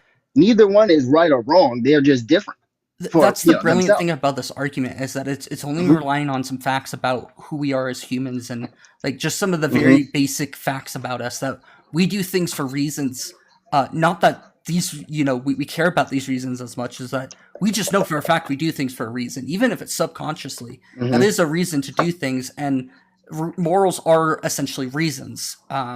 If you were to reject like my argument, essentially what ends up happening is you have to either abandon logic, which is a completely irrational thing to do. You literally fall apart of, like, the argument just falls apart if you abandon logic. Or you have to devalue what you do, so you have to end up saying that we in fact do things for no reason at all.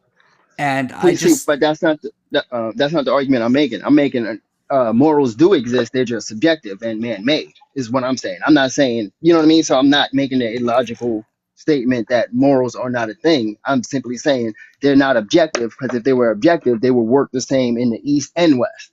well, that's why. So like we both agree that people in the East and the West both value their actions, correct? Correct. But do So you agree with? Okay. So based off of that, they must care about what's required for them to take these actions. This is like just something that is like, if you care about the health, if you care about your child, you care necessarily about the health and the freedom of your child. These are things that just come along with, they're just a part of being, your child. hmm So if you care about what you do, you care about what you need in order to take actions. I'll give And you an example. There's the tribe. You probably are familiar with them. Somewhere in a country in Africa, they do the thing with the lip plate with as a young child they'll knock out a couple teeth and then they'll put the plate in. Are you familiar with what I'm talking about? Yeah, I'm aware that cultures around the world have a wide variety of things that probably are So harmful, honestly. to me, that is objective harm. That's immoral, right? To them, it's not. So, and my point here is, if morals were objective, that would simply be morally wrong. But the fact that you understand the cultural difference, right? You understand that it's morally wrong to you, but then you understand it's morally right to them, hereby making morals in your mind subjective, or you wouldn't have brought up culture. So, like, I've cultures can I would hold that cultures can be wrong about things. And just because we haven't found objective morality, like it takes these ideas that I'm bringing up have taken thousands Hmm. of years for us to arrive at. Like humans have Yes. been on this planet for 300,000 years, and we just Hmm. found about them like 50 years ago. Like this argument was only made 50 years ago for the first time. So like this is very new stuff in terms of the human race. So it's not surprising that different societies come up with different ideas. But I do think that within the fields of like philosophy, there are more and more arguments going to be made about things such as objective morals, because of philosophy is not a trivial idea that comes across easily to individuals. It takes a lot of time for a society to even like get to the point Hmm. where they could even talk about philosophy, let alone spend enough time to come across these ideas. Because philosophical ideas take some time to grow upon, and they have to be built Yeah. up. It's like microchips. It takes a certain level of dedication into sciences for us to make like a computer chip. Um, that Hmm. doesn't mean that like not all societies could ever come across like how to make a microchip. There might be some prerequisites that are needed, but it's clear to me that these things sometimes just take a long time. So So, I don't really see that as an argument against objective morals. It's just because they haven't arrived at it doesn't mean that they're right, or that my argument's wrong. It just means that it takes a little bit more than just um, existing to come mhm. across the argument. But that's the thing in our one-on-one debate. I'm not really debating society. I'm debating you and your ideals. And Yeah. my direct challenge to your ideal in this case is, if you believe morals are objective, why do you have different morals for different cultures? That's it's double think inherently. Like, you get what I'm saying? Because in one side you're saying morals are objective, in the other side you're saying I can see how another culture will have different morals. Well, That I would say means that the morals are wrong. They're not objective. They're subjective at that point. My morals are built off of the logic of who we are as individuals. Like the very properties of humans are that we're purposeful okay. agents, So and tell me we're why the Lip tribe. No disrespect. I don't know why they are morally wrong. yeah. So what they're doing causes harm to individuals, Hmm. and that necessarily means that they're devaluing. Um, they're essentially saying that their rights to make Hmm. decisions on things are inherently better or above others' freedom and well-being, and Hmm. that just But is logically inconsistent with if you follow the argument that we must grant hmm everybody the same freedom and well-being, the same rights to these. and I would argue that's what they're doing, because if they didn't do that, that child, because they do it as a child, will then be ostracized in their own community. You get what I'm saying? So Well, on if one they just hand, stopped the practice entirely, it but would that like reduce all the harm. I don't care about how long it takes a society to come in within the right view. If it's wrong, and it's always wrong, it's just always wrong. It doesn't but matter. what but this is what I'm Under my saying. Why view, is it wrong? yeah, because to reject the view would lead to either you have to abandon logic or devaluing No, actions. I want to be very specific here. Yeah. Why is it morally wrong for that tribe that we're speaking of to Hmm. do their practice however long they've been doing it, right? Yeah. For, like, why is it, well, okay, let's do it like this. Why would it be bad for parents to do what their child would then benefit from in their specific society? Because there's harm both ways. There's physical harm to do the act, and then there's social harm to not do the act. Well, I would Correct? say that a society If I could lock that in with you real quick, am I correct that if they don't do it in their culture, within the the society, child? yes. Okay, so you are acknowledging that it is physical pain, physical harm to do it, correct? Yeah, And then you're acknowledging that it but there's is social social harm implications. Yeah. So if what they don't. I would say is that the society is wrong for having these ideals in the first place. That a society that doesn't have these ideals and doesn't ostracize people who don't follow them is better off than a society that does these things. Based off what? This is just based Like off of they're thriving. Like they're living like okay, so what is the standard of living at that? You get what I'm saying? Because well, in we order both for agree that them, it's causing harm and that this is not something correct. necessary. Like, there is no harm in if the society were to stop ostracizing people who didn't Hmm. follow this procedure. So if the society just stops following if Hmm. they just stop practicing it and accept that this is something that they used to do, and they did it for some sort of reason, and that's fine. Like, I'm not gonna like say that their society, like, just because they didn't come across this earlier doesn't mean that's necessarily wrong. All It right. does take, it takes time for cultures to understand these things, and even if cultures did wrong things, um, Hmm. I don't think that these people were lesser in any way. I think they did wrong No, things, no. but they're not lesser in Hmm. any way. Um, So piercing is harm, tattooing is harm. Should we get rid of that? Tattoos don't lead to, like, they cause some physical injury, but they allow individuals to express themselves, and it's for some people, it actually makes But them I feel thought we really were good. based off of harm. Yeah, so harm is based off of well-being and freedom. And an individual can take, at least some of their freedom and cause at least Well, some of their, reduce some of their well-being. It can be cases too where people have like terminal illnesses that I think that it is within, somebody's right to end their life if it reduces their suffering. If they make if they're within a cognizant ability to do so, like if they're all mentally there. But let's say they have a cancer that, there's no options of them being able to treat in any sort of way. okay, so this goes back to the cigarette argument. You're saying when it comes to piercings and tattoos, a person can harm themselves to a degree. And then you're saying when it comes to smoking and drinking, a person shouldn't be allowed to harm themselves. So now I think that's a conflict there as well. Because your Yeah, standard was basically harm initially, and then you kind of switched it slightly to, what that harm is doing specifically. yeah. So, like, there's acceptable levels of harm that, like, if it engages, Okay, like, if I could jump in right there, who determines that?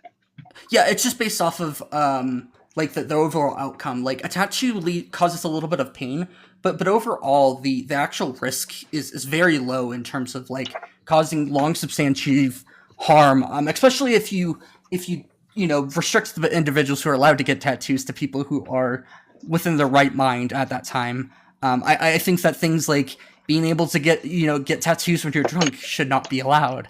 I think that's clearly crazy that people are not in their right minds, and this is going to leave a lasting mark Wait, on wait, them. okay, hold up. So you're saying if a grown adult decided to drink to the point of intoxication, they should be stopped from the next action of getting a tattoo, even though they had agency the whole time? No, I think that whenever somebody is under the influence of alcohol, their agency is reduced. Their ability to act rationally is not all there. And that's clear because people make bad decisions whenever they're under the influence of alcohol.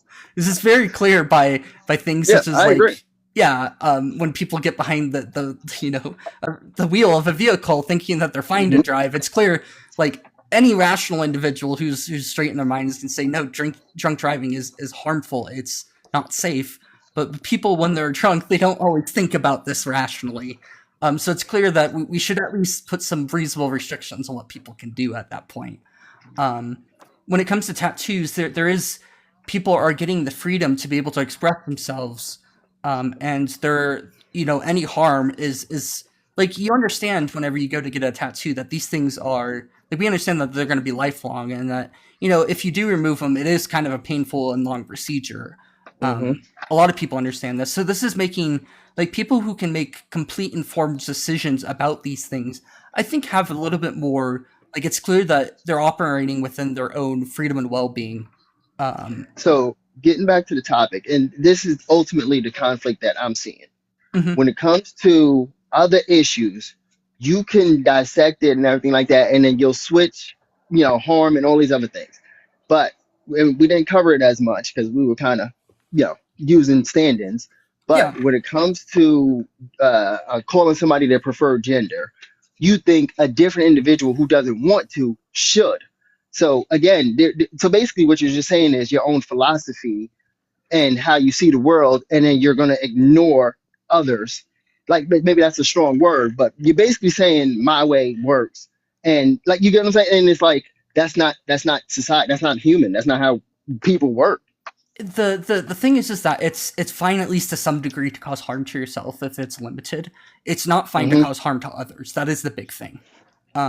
When you're causing harm to yourself, you're doing it to yourself. You're actually aware of like what you're doing, and you're saying that this Hmm. is fine. I am fine with this. When you're harming other people, unless if you've Hmm. gotten explicit consent that this is fine with them, it's not okay to do that. That's why we have But things such as why should I consent. be forced to call X Y if I simply just don't want to? Like, don't interact with me. Like, you get what I'm saying? Like Because it could I cause actually harm I'm to not gonna. them. I think it's. I don't think you should go to jail But for it, but like, I think there is like a moral obligation that you should do this because you my should care morals are about. different than yours. Well, if morals are objective, they're not.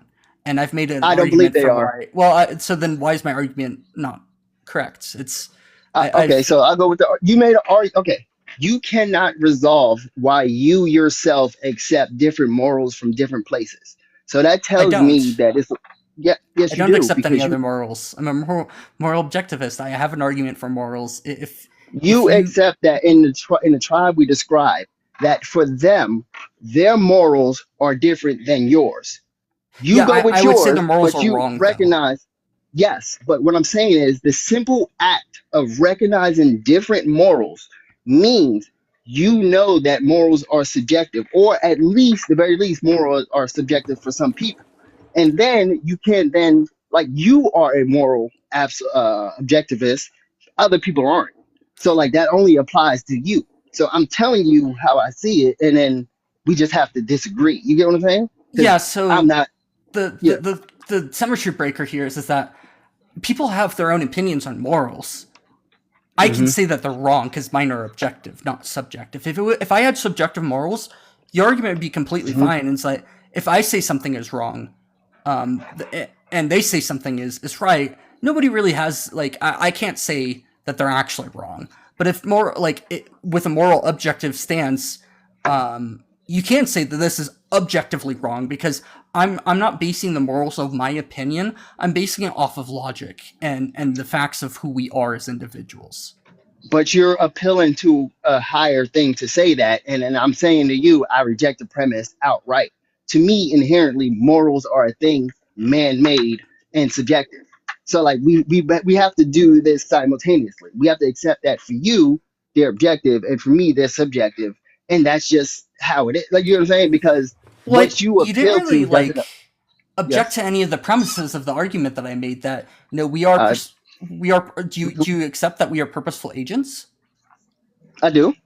Do you I accept? do. I do think that a good bit of the portion of the population is literally NPCs, though. I mean, yeah. I mean, we can be stupid, but we do things for a reason, and Hmm. we necessarily care about the reasons or what's needed to take these actions. Most people, not all, is my answer. I don't. I genuinely believe there is a decent slice of the population that got nothing going on up top. Well, I think that's more of like a situation of like cognitive dissonance than anything else. Do you know what the Dunning Kruger effect is? Yeah, and the Dunning-Kruger effect is kind of funny because it's like very well misconstrued about what it generally is speaking. The Dunning-Kruger effect itself has a Dunning-Kruger effect.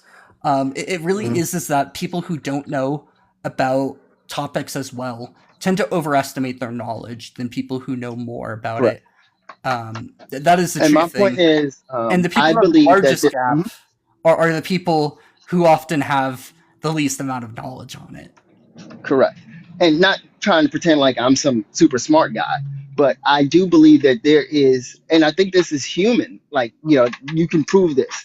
There is certain segment of humanity who is simply not smart enough to realize how not smart they are. Like, again, this is objective. This is why the whole study was done. And those people are also in America. So I do believe there is a slice of Americans that are literally drones. Yeah, so like I agree that there's like also people who have like mental disabilities who don't have the physical ability, unfortunately, to make fully aware cognizant decisions, and these people need to be like there need to be systems in order to protect these individuals from making stupid decisions, essentially. I agree, Um, but there's a difference between somebody who is not smart enough to do X versus somebody who is mentally challenged. You and I would agree with somebody with a disability. yeah, like I have autism. That doesn't mean I can't make an informed decision. Like there's clearly some things where like I've like autistic people struggle with very specific things, like when it comes down to Hmm. like black and white thinking is like an area where we struggle a lot Hmm. sometimes. Is that we sometimes like to see things as more true as dichotomies that are absolute instead of like a spectrum of things, Okay, let me. or take Mhm. other people's opinions. And but the thing is that like when somebody's like misinformed on a topic, or they're just following with what their instincts say, they're still doing things for a reason. That doesn't mean that they have good reasons to do this. They are still acting for within like a logical Yes. framework of doing things for Well, reasons. not necessarily logical, because I'll use the court system as an example of what I mean. Why do we have the ability to rule somebody not competent to still stand trial? Yeah, it's because they have some sort of issue where they cannot actually understand the full consequences of Yes. the actions that they're taking, Now, or some other it could be that they some other factors can now, apply as a there. provable fact, some people who have been ruled not competent simply were ruled not competent because they were not smart enough humans to get it. There's been another of people who were ruled not competent because they literally couldn't read the information presented to them. Well, yeah, And you have to that have a basic understanding of these things in order to make an mhm, informed decision. It's far more than just having mhm, your own agency. It's this idea that we can make informed decisions about our actions, mhm, especially when these actions, like when you're on trial for something. This could be something that's potentially lifelong. mhm. These are very big stakes, and if I don't feel that somebody who is fully able to understand the consequences of these actions should really have a full choice of what we should do. And like when people like say that they want to represent themselves, I often am like, well, this is a foolish decision, because it's Mhm. very clear that when you look at the statistics of people who choose to represent themselves, they often have some like conflicts of interest, and are sometimes not able to properly detach themselves from the situation, where a lawyer can Mhm. do that, or even just somebody else who's representing them could do that. So yeah, so my overall point here is there is a slice of Americans slash humanity that simply are not competent. They just they don't have, like I said, they don't have a diagnosable issue. They simply are not competent human beings. Just how it goes for a portion of the yeah. That's just the truth. Well, I would Yeah, say or that you disagree? being a purposeful agent is like something that we are, and if you fail to meet the requirements of doing things for a reason, then there should be, there's clearly something that's abnormal at the very least, and should be looked Hmm. at. And I think that for a lot of people, there's a lot of undiagnosed traits. Like I lived with my like as my life for 23 years without knowing I was autistic. It took 23 years, even with a mother who works with autistic children daily, for me to get diagnosed. But that doesn't mean that we don't do things for reasons, and that we don't care about the actions that we take. If people aren't able to comprehend why they do things and care about this, then I think that they're simply wrong in this case, and either need to be protected, um, and or they're just, not understanding it. I think education has some of this stuff can be solved with education, but a lot of it can't as well. Yeah, because like some of it is just built into the species. Like it's just you're gonna get every now and again you're gonna get a super smart person, and then every now and again you're gonna get a super not smart person. Like it just is the roll of the dice. But to the main point, um, I believe morals are subjective. I believe they are. We try to kind of like back them up through laws and such to a degree. And I think that we need to afford both sides of the argument and then let individuals choose where they want to be. I think people like myself who do not wish to affirm should, just go ahead and do that.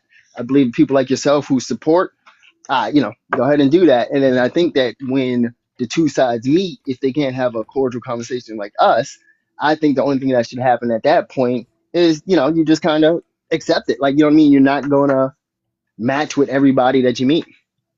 Yeah, so the moral argument, the reason why that my morals are very important here is because if you disagree with my morals, you're necessarily saying that, your freedom and well-being is somehow either above or more important than, either you're just more important than others, or that you don't care about others, like freedom and well-being. I think that's an unfair assessment. You know Well, what I mean? 'Cause that's it's what kind happens of, when you reject the argument I presented. Basically, is that you have to either say that or abandon logic, or you're reduced to saying that but we do again, things for no reasons, and then that's what everybody does. And but yeah, you're I agree trying that. to get me into your like for me, like again, you can't change this. Morals are subjective. And since that is the case with me, I understand your argument. I listened to it. I don't agree. I Well, it's gave a you my deductive points. argument as well. So, Mm, it's the form of the argument that it takes is that I don't know if you're very familiar with deductive and inductive arguments. Deductive mhm, arguments are starting with a wide set of premises, and it's mhm. literally taking it's going from a large scope to a smaller scope to get actual answers. And if a deductive argument is logically sound and the premises are accepted, the conclusion necessarily follows. And the And that's what I premises are presented. accepted. They're not accepted. And the premises are accepted. It's So two of what us premise talking. did you I reject out don't of my accept. argument? I do not accept morals are objective, and that is the ceiling of what you're saying. Well, that's And a I do not conclusion. accept and I do not accept your theory on harm. I don't believe you're consistent with your theory on harm. I think you have a way that you would want the world to work, and I think that that's ultimately what you're saying. And I think that you're using the moral objectivity as kind of like if you can't get past this, so therefore you're that. And I'm disagreeing with that. So in your statement just now, if the premise is accepted, I reject it. Hmm. None of the premises were that objectives are moral or morals are objective. This is a conclusion of the argument. It's what necessarily follows. Okay, so hit me with it, your premise one by one, or however Yeah. you wish, and then mhm. So the first one is going to be that we are purposeful agents. Agreed for the most part, but not total. I mean, there's going to be people who fall outside of this, people who have disabilities and stuff. Hmm. They still are necessarily purposeful. Like, they do things, at least for subconscious reasons, but Hmm. they don't have a full understanding of what they're doing, and that's the reason why we Yes, would need to protect them. and this is where we shift a little bit because outside of that class, I genuinely believe a good portion of the population is NPCs, as I explained. So that's kind of why my answer is what it was. Yeah. So the second premise would be that we need our freedom and well-being in order to act. Correct. I agree. That one's pretty easy to accept. Hmm. The third one is that we have a right to freedom and well-being for ourselves. Correct. I agree. And then the last one is that we must grant the same rights to all other individuals in order to be logically consistent. I agree. And actually, that one's actually kind of it's not even like a premise. That is actually something that you could deduce. And so the Hmm. conclusion is that we all have the rights to freedom and well-being, and that we cannot like infringe upon them. Hmm. And if And you were to reject any of the premises, it essentially ends up kind of collapsing any sort of reason to listen to somebody too. So but I agree with all of them. But that's my point. The freedom for the individual. I am saying, in a scenario where you have somebody who wants to be affirmed versus somebody who doesn't want to affirm, I'm saying to both, do you. You're saying to one, do you, and the other one, you're saying do something else. So I am more about freedom than you are based off your own premise, because I care sis. about well-being more than freedom But that was sometimes. not in your, but you Well, didn't include that in your you premises. agree that we all have the rights to freedom and well-being, and therefore we Yes. cannot, like, I cannot take away, I cannot harm you. I don't have the right to But just harm you without you saying it's telling okay for somebody, me to. but you're inserting harm there in your argument. My argument is telling somebody to say what anything is taking away their freedom. Yeah, so So there's we're not necessarily, arguing the same point. we do take away freedom. In a lot of cases, you'd be surprised. Like, we don't allow people to just go out and punch people in the Hmm. faces because that I that know. hurts people. Screaming It's just, fire. Yeah, yeah. yeah, I know. I'm there's with you. there are certain restrictions on freedom that are necessary for it to have a functional society, and these And I are, don't believe affirming is one of them. well, I would just say that the science is very clear that affirmation leads to better mental health outcomes, and if you're going to say that we cannot harm people, then this is something that would lead to harm if you were to say that, not affirm individuals. And I think it's a very minor ask. It's a very, very minor infringement on somebody's freedom. I think it's not as minor as you think to some people. This is major to me. That's why I refuse so much. Yeah, so I And would like say you could that like, yes. this is something that's accepted by the medical community as on widespread, and it's Hmm. not like it's just me saying this. This is something that's very well understood that these things cause harm, and that this is not something that's good for society. But this is the thing. I would say in our society, we allow cigarettes, we allow alcohol, we limit it. And for me, this does not reach the level of something to disallow, is what I'm saying. So I have a different outlook on the levels of harm society should be at than you. So we agree on harm itself. We are just standing at different points on the scale. Well, yeah, but like the argument straight up just says that harm is unacceptable unless if it's like clearly there's exceptions for like individuals who say, yeah, this is fine Hmm. for me to harm you. Like when you go into a boxing ring and stuff like that, it's clearly, there's at least an imaginary social construct that says, hey, we're allowing each other to beat each other up and cause physical harm to individuals, because this is something we want to do. It's different if you were to punch. The difference is that, if you just go punch somebody on the street, they don't want that. That's going to obviously harm them, and they don't necessarily. It might be the case that they're okay with it, but it's just that we can't tell without asking them. So you But need this to is, ask them mhm. at the very first. And so, like, I guess you can misgender individuals, but you'd have to ask them if it's okay for you to do that in this Why? situation, because you don't have the consent of the other individual. I don't need it. Where is consent required to call like label somebody anything in objective right in here? Yeah, so you need consent in order to harm individuals without being wrong to do that.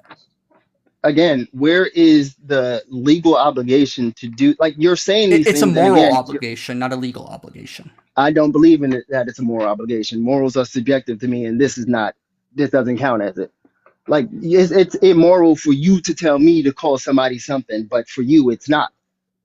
So Yeah, me because telling you that the is difference moral is to that me I doesn't. have scientific backings and saying, hey, this causes harm. That is the Okay, difference. okay. So ultimately, when push comes to shove, the difference between you and I is you would get rid of cigarettes, and I would say society has spoken. So I would basically, in my opinion, I then would say I'm going with as much freedom for as much people as possible because I understand you're not going to please everybody. That's Once actually you the draw that argument here line, too. Yeah, once you draw that line, uh, there's going to be people on that other side of the line, and that's it. There's nothing. You can debate all you want. Like I said, the pro AV versus pro life. There's no resolution. One side just wants to win. This is the same thing, just kind of in gentler words. Well, yeah, but I'm also saying that they're just wrong if they disagree with me. That's the great thing about this argument. I have Mhm. the right to say, you're wrong, because I have logic. Like, I've made a deductive argument. This is what No, necessarily no, follows. it's not like, okay, like you're basically going off of research that not affirming somebody harms them, and you're This ignoring the is, individual. Yes, yeah, this I is, didn't this deny is, it. yeah, so I you didn't deny agree it. It's with, do not you a good. agree with the science? What the I science am not says? aware of it. I'm not aware of this specific science, but I am not in a position to deny it, so I was Okay. accepting it for the argument. Yeah, it is very well accepted that this is something that can cause harm, especially if it's within Hmm. like within a family Well, setting. Like there's also research that gender affirming care harms individuals as well. There's also like a good slice of medical research that says everything you're talking about is bad for people. yeah, so within So, like social acceptation, this is very mhm. different than like a medical, like if you're taking No, I'm talking about medical. yeah, so medical is a different Hmm. conversation entirely, I would say, versus social. In Hmm. terms of that, there's very clear evidence that at least for a lot of these things too, that like if somebody wants to have like bottom surgery and they're of age and mental capacity to do so, I think that there's no reason to say that this is wrong, especially when any potential harm is only happening to themselves. They've made this implicit decision after being well informed about this, and this is something that they're right But with. this is the thing. Jay, We live in a world where there's enough research to basically back up anything you wish to say. So if I came up with a ton of research saying uh, gender affirming care surgery harms people, why would listen. that? Okay, There is a you, difference okay, between okay. there's a This difference is between not going to research go how you want. there's a difference for the third time between research that Hmm. is done with a good methodology that has good accounting for variables, that has a good test group size and those sorts of things. So if you want to bring up science that says that gender affirming care is harmful, you can bring up sources and then we can dissect whether or not those sources actually use all of these things in a good way, because we actually also have evidence that a lot of the research into gender affirming care that's been done, especially back in like your 70s 80s era, um, is A, it's funded by people who are against the trans community, and B, it was done with like methodology and group sizes, things like that aren't affirming of like actual science. We don't even know how some of these quote unquote research papers were published within Science because they have such awful methodology. So again, if you want to bring up a source, we can show you the difference. We can parse through whether that source is actually a good source to be looking at or not. One of the things that's difficult to have this conversation is you get ranted at a lot when you're genuinely trying to have a back and forth and a dialogue. And a lot of times people say things to you that you already know, and then you got to just sit there and listen. And, and then you wait to just reject it. I was not bringing up a source specifically. I was bringing up the idea of a source. And now you did address And it. I'm asking Yeah. you to bring up a source. Yeah, you've just been making negligent I was claims at never. that point. This I is was just a negligent again. I claim. was I have asking no. a question. So an Uh, argument has two things. It has a claim I didn't. and a Hold reason up. to believe I that didn't claim. say. Hold up. You're changing. Yeah, so It's not your live, it's the host. no, you can Remember don't that. mute them. They've been respectful so far. But the big thing is that If you I have, get muted again, I'm leaving. So just throwing that out there. so do you understand that an argument has two parts? It's got a claim and a reason to believe the claim. You presented the It, claim that we I. could I have this information, but do you have any reason to believe that this actually exists? did my question finish, or was I cut off? You can go ahead. You might have been cut off there. The person joined and cut me off. I never got to finish my question. because it was assumed I was saying I have research, blah blah blah. That is not my question. Again, I don't want to be disrespectful. The person answered the question ultimately, but it was as simple: what if a person comes up with this research, and then it was answered? So why does it have to be something bigger than me simply asking the question? Like, why do I have to get accused of these things and defend myself? We've had a whole cordial back and forth for 30 minutes now. Like, you know what I'm saying? Like, how is that Yeah. fair to me? Yeah. So How did I cut you off? Like, how was I disrespectful? I Well, was no. speaking when you cut. I did see, now you're cutting me off. I did cut you off and I apologize for that. But what have I done that's been like disrespectful or like attacking you in any way and hasn't been relevant? Like, I did answer your question. So, and I'm asking for sources so that we can actually like stay on topic and have a conversation that's productive. Cutting me off and muting me, if it was, I don't know who it was, but yes, you cutting me off, I found to be very rude. And I apologized. And I also apologize for cutting you off. But again, to my point, I was simply asking a what if question.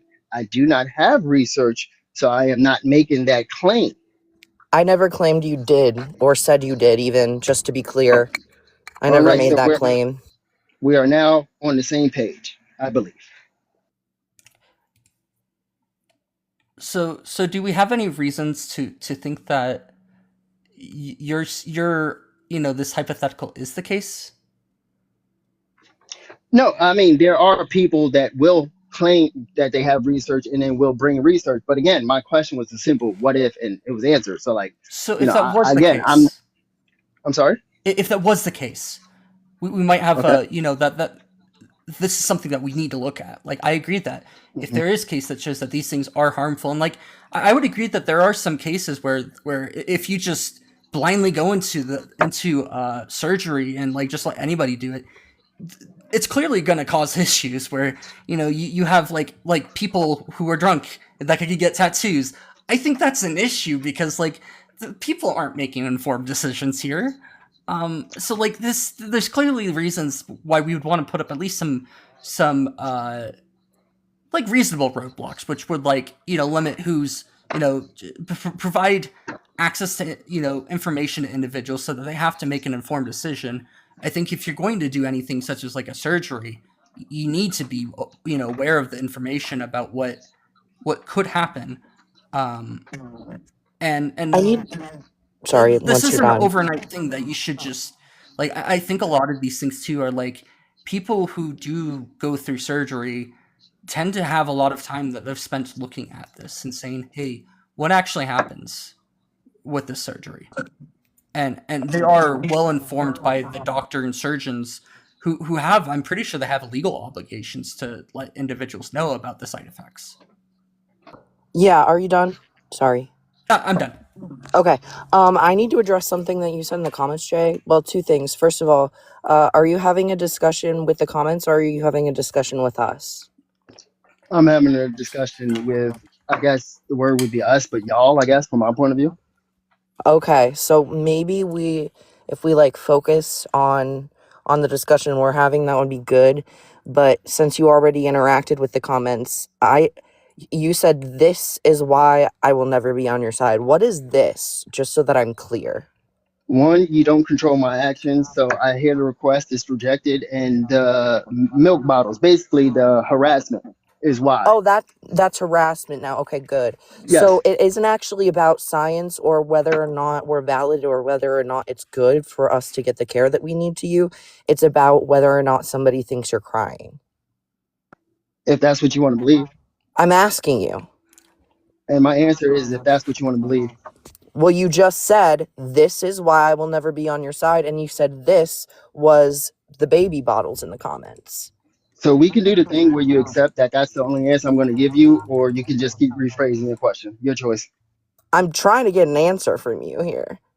I know. And again, I already told you don't control me. And I'm telling you, the only answer for me to this question you're going to get is if that's what you want to believe. All you can do is accept it. Well, I'm just using logic here. So I asked you specifically, what does this mean in that comment? And you said this was the baby bottles. That logically means, like, if A is B and B is C, then A is C, okay? That logically means that the baby bottles are why you will never be on our side. That means if that's the case, that means that you're not going to listen to anything that we have to say at that point. It just means you've made up your mind already about what side you're on and you're not going to listen.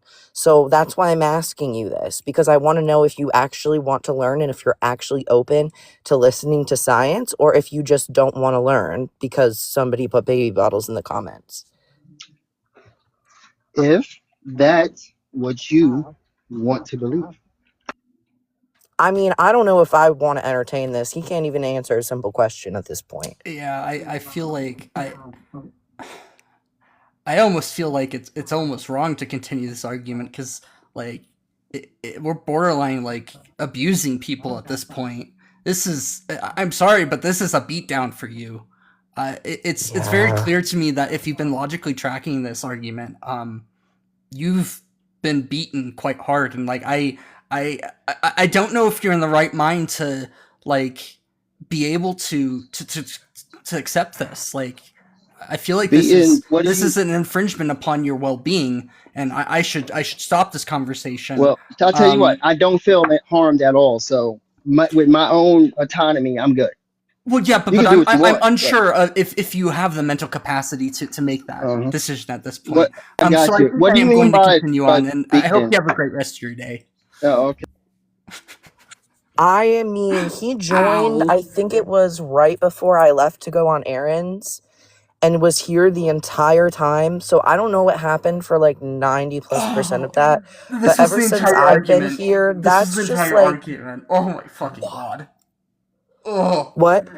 that was the entire argument. This entire you get the That's this was just it. That yeah stats this say that people who are trans like sometimes detransition or oh no aren't the happy argument with was it, that like or we as societies have allowed these harms, and like I have a freedom to say what I want to and stuff. It's like this is oh, silly. so it was just I can say whatever I want. Okay, well you can say whatever you want, but we're gonna judge you based on what you say, and if you know it's gonna harm people and you say it anyways, I'm gonna judge you for that. I'm sad Edna was here. Edna was in Edna Mode, the actual Edna yeah Mode yeah. was If you look at here. Discord, no, she left he left. He He yeah. left. Sorry, I misgendered them because they identify as they act as a female because that is a female. So I don't yeah. Yeah, the one with 40,000 followers nearly was sitting there for like 20 minutes listening to this, and I'm sorry, Edna. I didn't want to. Even you don't deserve that. What does your judgment matter to me? You're wrong. Like if I have objective morals, you're just wrong. It's as simple as that.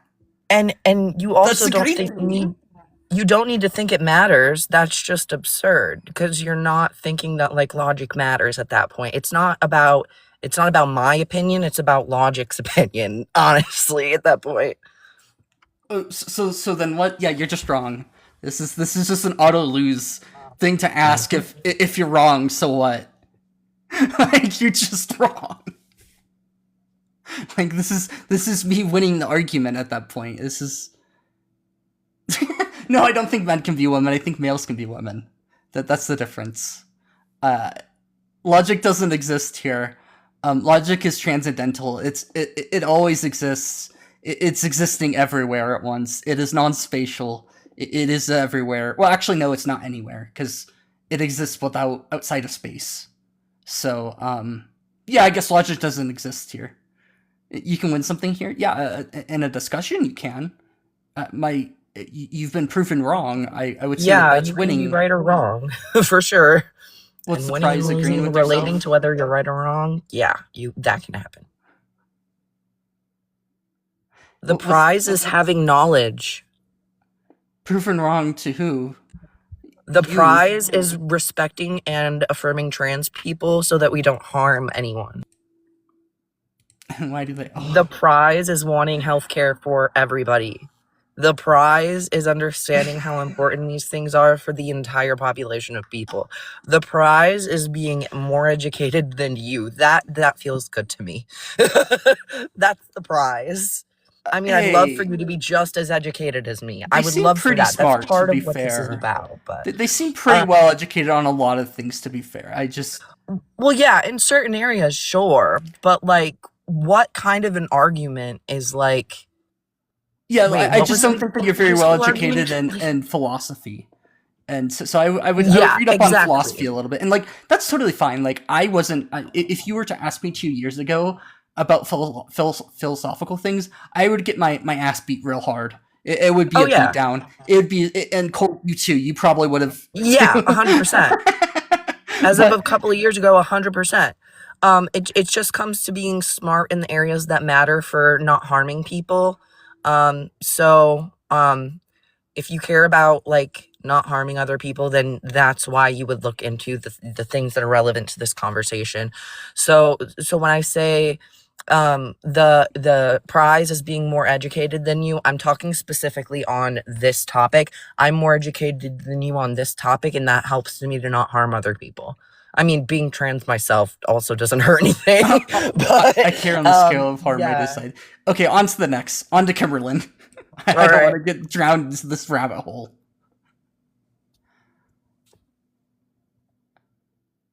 Loading. I was think about to say, if they they scroll load. off. Yeah, I know that you can scroll off, and it's not always that these. Yeah, rip. Oh well.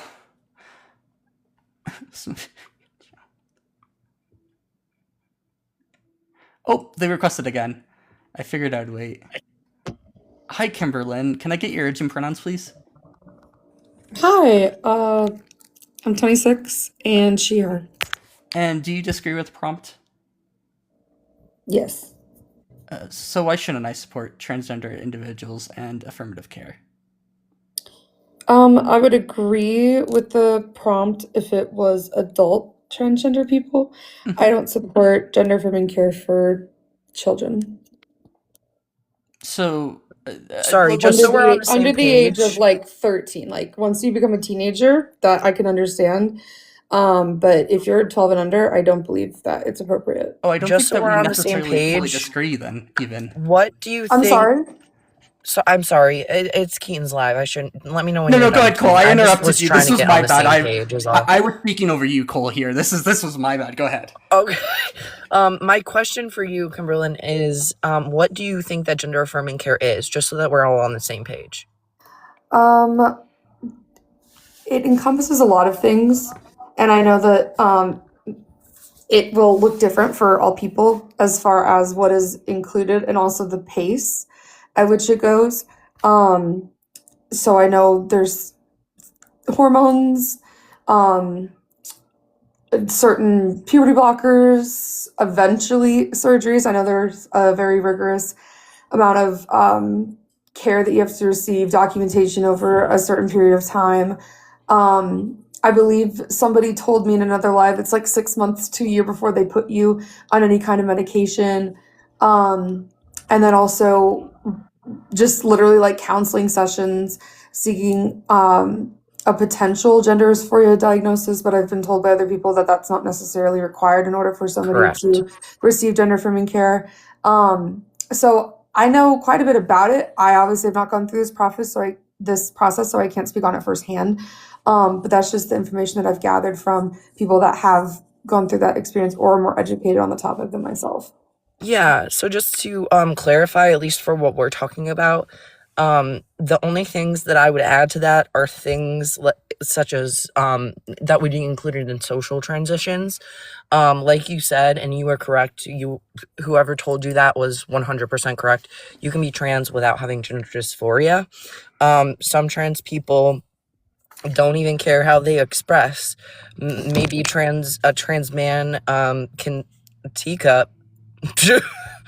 I don't know if she's still listening or not. I'm so sorry. I'm a teacher, so I'm on here and I'm also lesson planning. I'm just taking a picture of my computer screen really quickly for something. I'm so sorry. Okay, Oh, it's all listening good. to your okay. prompt. I just wanted to make sure you were still like paying attention to some extent. So it can be like that, but for social transition, it would be things like different hairstyles and haircuts, different clothing, different pronouns, and different names. Obviously, all of those things are fully reversible and are a very important part of gender exploration, which kids we think should be able to go through, because gender exploration doesn't hurt anybody. It just helps you be fully informed about who you are. If you have, like, if you're questioning and then you go through some gender exploration and you realize, hey, I'm cis, I'm most comfortable with the things that align with my sex assigned at birth, that's cool too. So when we're talking under the age of Tanner stage 2 of puberty, which is different for everybody, but it's around that like 11, 12 years old, what about that line of what you're talking about. If we want to use puberty blockers for patients, for example, a patient who has socially transitioned over the course of years and has been in therapy for that period of time, we don't want them going through the wrong puberty, the puberty that doesn't align with who they are gender-wise. So we would want to put them on puberty blockers to make sure that that is who they are. Again, more therapy and more doctor's appointments and all of that, and then they would be allowed on puberty blockers. But if we're talking about puberty blockers, they're Whoa, not what was that? helpful. Oh, Just a it's host TikTok alarm, I Live think. Studio. So I'm on a desktop hosting it. If it says, "Oh, you're inactive for too long," and it maybe do like a Oh. Yeah. no. So So yeah, I was like, so somebody's getting a phone call. no, yeah, that's just so TikTok Live Studio. Thanks Live Studio for doing that. I'm sorry. yes, they're children, but it's not like they're getting even puberty blockers are something that it's a pause on puberty. It doesn't block puberty as a whole, and B, it gives more time for the child to explore their gender and be certain with all of their doctors before they choose which puberty is appropriate for that child. And then HRT, like for example, trans men, if they go through a female puberty instead of a male puberty, they're going to grow breasts. And if they grow breasts, they could possibly need top surgery later in their life, which is around anywhere from $10,000 to $40,000. I mean, it can be more, it can be less even, but 10 is really on the low side of thing. So Can I say something these about that, people, actually? can I finish? Yeah. Thanks. These people are going through this gender dysphoria all the way through their puberty as soon as they start developing breasts, all the way up until whenever they get surgery. And these surgeries typically aren't covered by insurance now, at least in the US. So it can end up causing a lot of harm to people that is only fixed by surgery. When if they were on puberty blockers and then were on HRT growing up, which puberty blockers around 11 or 12, 13 or 14 is typically when you're going to see, 14 probably at the latest, because you want the child to start going through puberty at a typical time. You might see some kids being on HRT at that point. You said 12 and under, so I'm kind of only arguing for like puberty blockers here and social affirmation, social transition. But it's really not much under the ages that you're uncomfortable with it, if that makes sense. It's just social transition therapy, maybe puberty blockers, and then anything over that age of 12 is where you're going to see things like HRT, and then over the age of 18, typically you're going to see puberty blockers being used as well. Or I'm not, sorry, puberty blockers. So you'll see HRT after that age of like 12, so like 13, 14 onward, you'll see HRT and then potential surgeries is what I meant to say. So I don't know if that like helps clear things up, but yeah, thanks for also answering initially so that I knew kind of what to talk about and what you already knew. Yeah, for sure. So my whole thing is, if children at any age need to receive medical intervention, why can't they receive medical intervention after they become a teenager or past the age of 18? Like, why can't we allow them to have their body go through the natural process that it was designed for and then have gender affirming care? Because it brings up the problem of detransitioners. And then also, I started puberty at 7, so I was in between like second and third grade which would be considered precocious because the typical age for a girl is 9. It's not easy and it's not comfortable, but it happened. And when I was in high school, I wanted to get a breast reduction and they wouldn't let me because I wasn't old enough yet. So in my head, I'm like, okay, I'm a biological female that wants to go through this procedure that would save me comfort, that would allow me to be more, not just like accepted into society, but less eyes on me, in like the girls' locker room at PE and stuff. And they told me no. Yet there's a biological male that's allowed to receive that, or a biological female that's allowed to receive. Like, it doesn't make sense to me why it would impact children under the age of 13. Why can't we allow kids to grow into their body naturally, and then as late teenagers, they can begin to start making those decisions? I'm going to repeat a couple of things that I said because I don't think you quite heard them. 1, you can't use puberty blockers to pause puberty if you're done with puberty. I don't think we should have puberty blockers, though. So the only appropriate ages for puberty blockers would be Tanner stage 2 or younger if you have precocious puberty. There are people that have precocious puberty before you or around you that did have access to puberty blockers to help them. You now need surgery to help your comfort, the same as a trans man would need surgery to help his comfort and his quality of life. Because, and by the way, I'm not saying you should not have access to that. I very much so think that you should have had access to that. That being said, trans people should too. We're not taking anything away from you as long as you have access to it as well as us. It's really important to me that you understand that we're advocating for every person, cis or trans, to have access to this kind of care. And then the second thing I'm going to say, the second thing I'm going to touch on is that the reason that it causes harm to go through a puberty that doesn't align with who you are is because if you don't get access to puberty blockers and HRT growing up as a trans man, for example, you would develop breasts, and that's extremely dysphoric, and then it costs tens of thousands of dollars later on in our lives in order to be able to get those things. Often it's not covered by surgery, and legally it's being attacked more and more every day, especially in America under the Trump administration right now. So it's really important to take into account that it may have been a no for you, and you could have pushed and gotten it maybe, but it is 10 times harder at least for trans people to get access to these procedures. It's very uncommon under the age of 18, extremely. It's very rare circumstances where either a child's life is in danger, or let's say they're 17 and they're going to college, and it would be bad for them to be initially recovering from top surgery in college. They might get it when they're 17, when they're 18, before they go to college, so that they can continue living their lives with a certain level of functionality, having recovered over the summer. So again, that's why it's harmful when we don't use puberty blockers and HRT when it's necessary. And that's why it costs more later as well, mentally, physically, emotionally, financially, all that good stuff. Is there any research that you can show me that says that hormones and puberty blockers are irreversible and not permanent?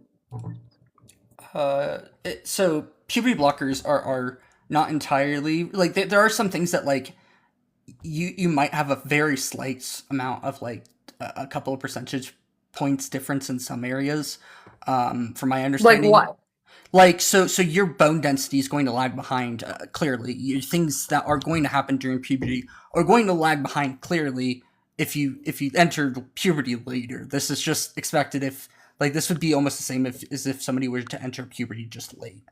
And to clarify, they will develop an equal bone density. It just takes a little longer because, again, puberty was delayed. It wasn't blocked. It was just delayed. So they will catch up with their counterparts, even if they don't go on HRT after puberty blockers and they go through the puberty that aligns with their sex assigned at birth.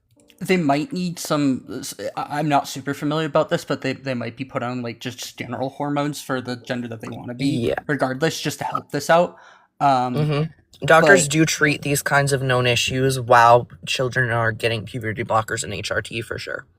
hormones do have more lasting effects in terms of like, especially if you have like vocal changes are going to be lasting. If you grow breasts due to estrogen, Only for trans men, sorry, or trans mask folks. oh Because if yeah, you're on estrogen, your voice isn't going to raise, but if you're on testosterone, it will lower. well, it's really more just testosterone does this to, testosterone's kind of it causes the voice to deepen. So like if your voice deepens, it's gonna stay that low. If you go Yeah, back, exactly. And that's also true. And this is another great point. Trans women who go through a male puberty, who are dysphoric about their voice, sometimes, and we know somebody actually, Birdie, if you know who I'm talking about, so who had to get vocal surgery later on in life, which she wouldn't have had to get if she would have had access to puberty blockers and HRT growing up. yeah. So the big thing about puberty blockers is that if anything, I don't know how long puberty blockers really should be used for. They shouldn't be used for 5-6 years. Like that's very clear. It's generally 3 years or less. Yeah, What age do you support them being like given to kids? Like what age would be acceptable in your opinion? well, they're Tanner gonna stage 2 of puberty, it differs depending yeah. on the patient. There actually might Like be because I reasons teach to kindergarten, so like if I had a trans kid in my class well at 5 puberty. years old, Yeah, They're not puberty going through blockers won't do puberty. anything. They're They're not not going through stopping puberty anything. yet. It's like, yeah, you're not what like. I can't. Oh, First of all, I feel like this has been a really good conversation, but I can't hear both of you talking at the same time.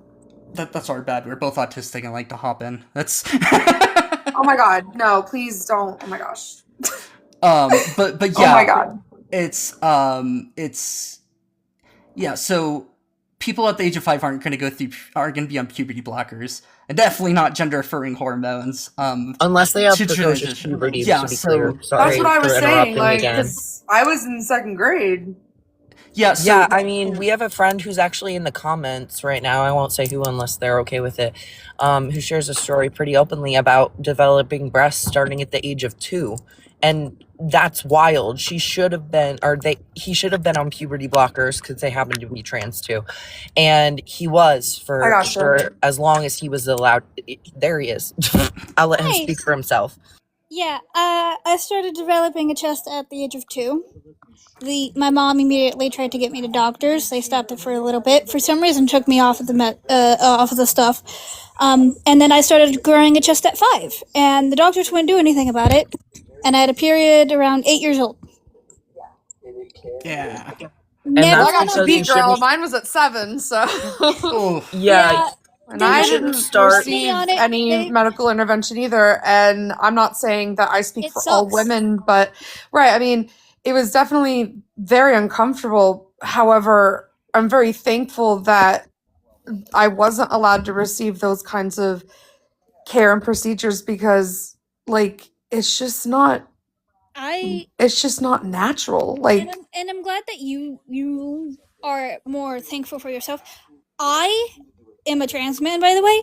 Hated it. I have had gender dysphoria for a long time because, again, I started growing chest at 5. I have had gender dysphoria about my body for so long, and I have had complications in the bottom area because that's the main area I've had gender dysphoria with. And some people say, oh, you'll grow out of it once you start puberty, you'll grow out of it once you get older. I am 19 turning 20 this year. I have not grown out of it. My gender dysphoria has gotten worse. As you can hear, my voice is as feminine as can be. I don't, and mentally, I'm not okay. but I feel like Precocious I feel puberty like for me hurt me a lot. And I'm not saying that's what made me trans or anything like that. I'm just saying, for me at least, I fucking hate that I went through puberty so fucking early. yeah. I mean, Also, sorry, I had Tom, are you done? I just want to make sure. Yes, I am done. Okay, side note, all medications are quote unquote unnatural. So, like, is my seizure medication not something I should have because it's unnatural? What about my pain medication that helps with my nerve damage? Like, I'm really wondering what your definition of natural and unnatural When did I relative to say what your that? I am not tripping. I don't know if Stowe can play it back or not right now, but you definitely said it was an unnatural thing to like be on puberty blockers and go through HRT as a child. So all my point is just that all medications are unnatural, quote unquote. So like you'd have to apply it to literally every medication, not just HRT.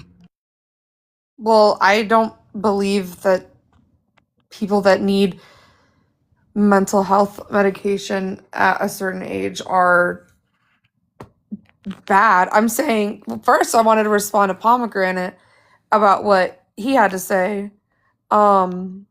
Because, like, it's interesting that we've had a very similar experience because I was wearing a C-cup bra in first grade. Like, I very much went through puberty extremely early, and I'm thankful that I was able to develop and then decide as an adult what to do with my own body once I was able to be able to speak for myself and consent to these things. Like, kids can't consent to stuff. So why would we It's kids, doctors, and parents making the decision, to be clear.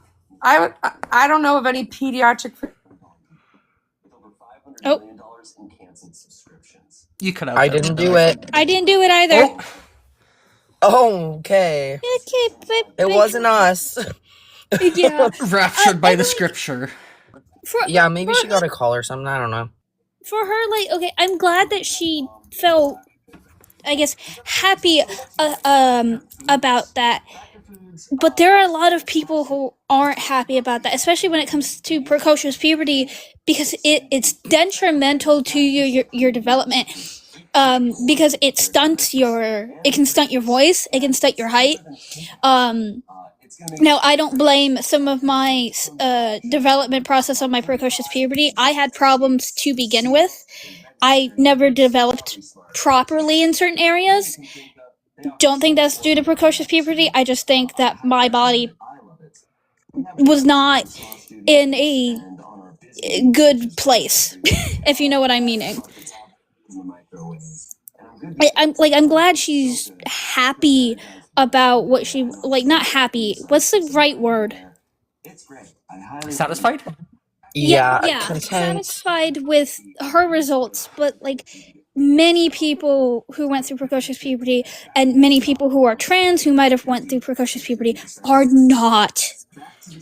Exactly. I feel like she was feel just like it's using something personal too that, like- experience as an anecdote, and it's just not valid to like the general argumentation of things. It's also Yeah, not something that we should like force into. Like, we shouldn't force. Like, if a kid and their parents are like, yeah, we don't see it being like as much of a problem. Like, if it's not a problem, then like I don't see why you would have to like force them to go, on puberty Exactly. blockers. Like, it's probably like medically recommended just due to it being socially easier to deal with and that kind of stuff. But like, it's something that they should be able to make an informed choice on and still have a choice.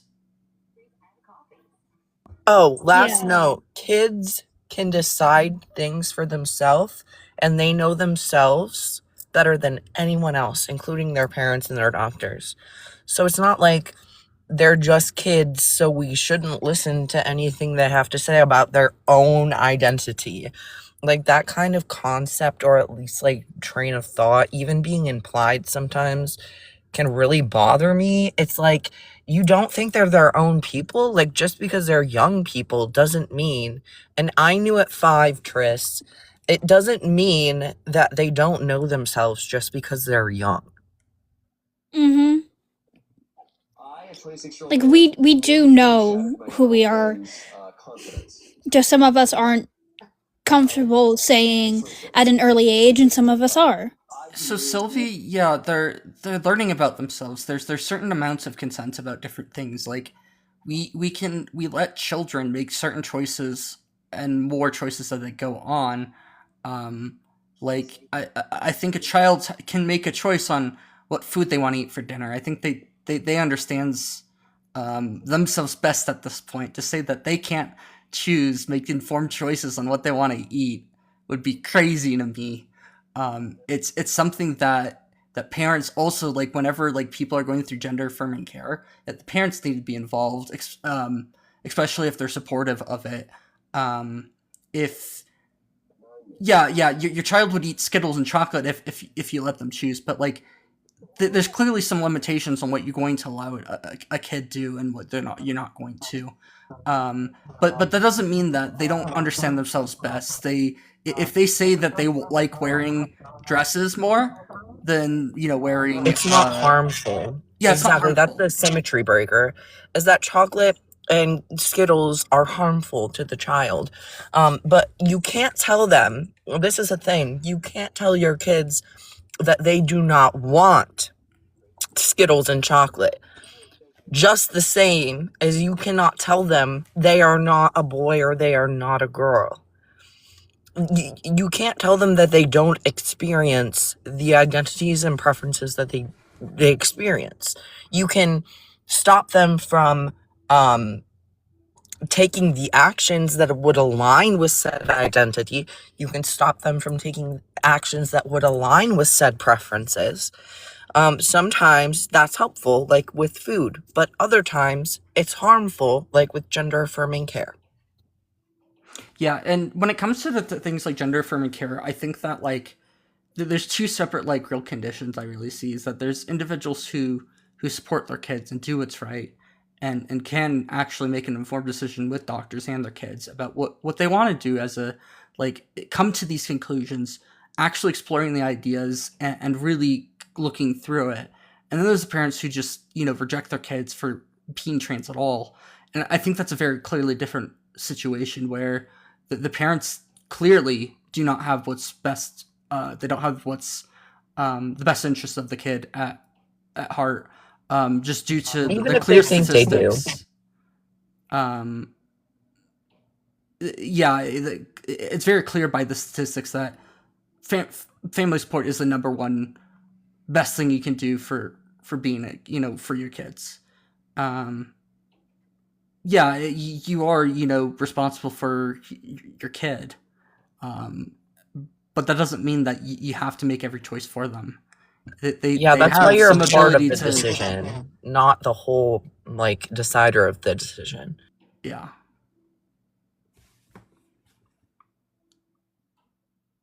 Yeah, people have like I really don't understand why there's such like even for me who's like I'm autistic, I like black and white thinking a lot. I think it's very nice.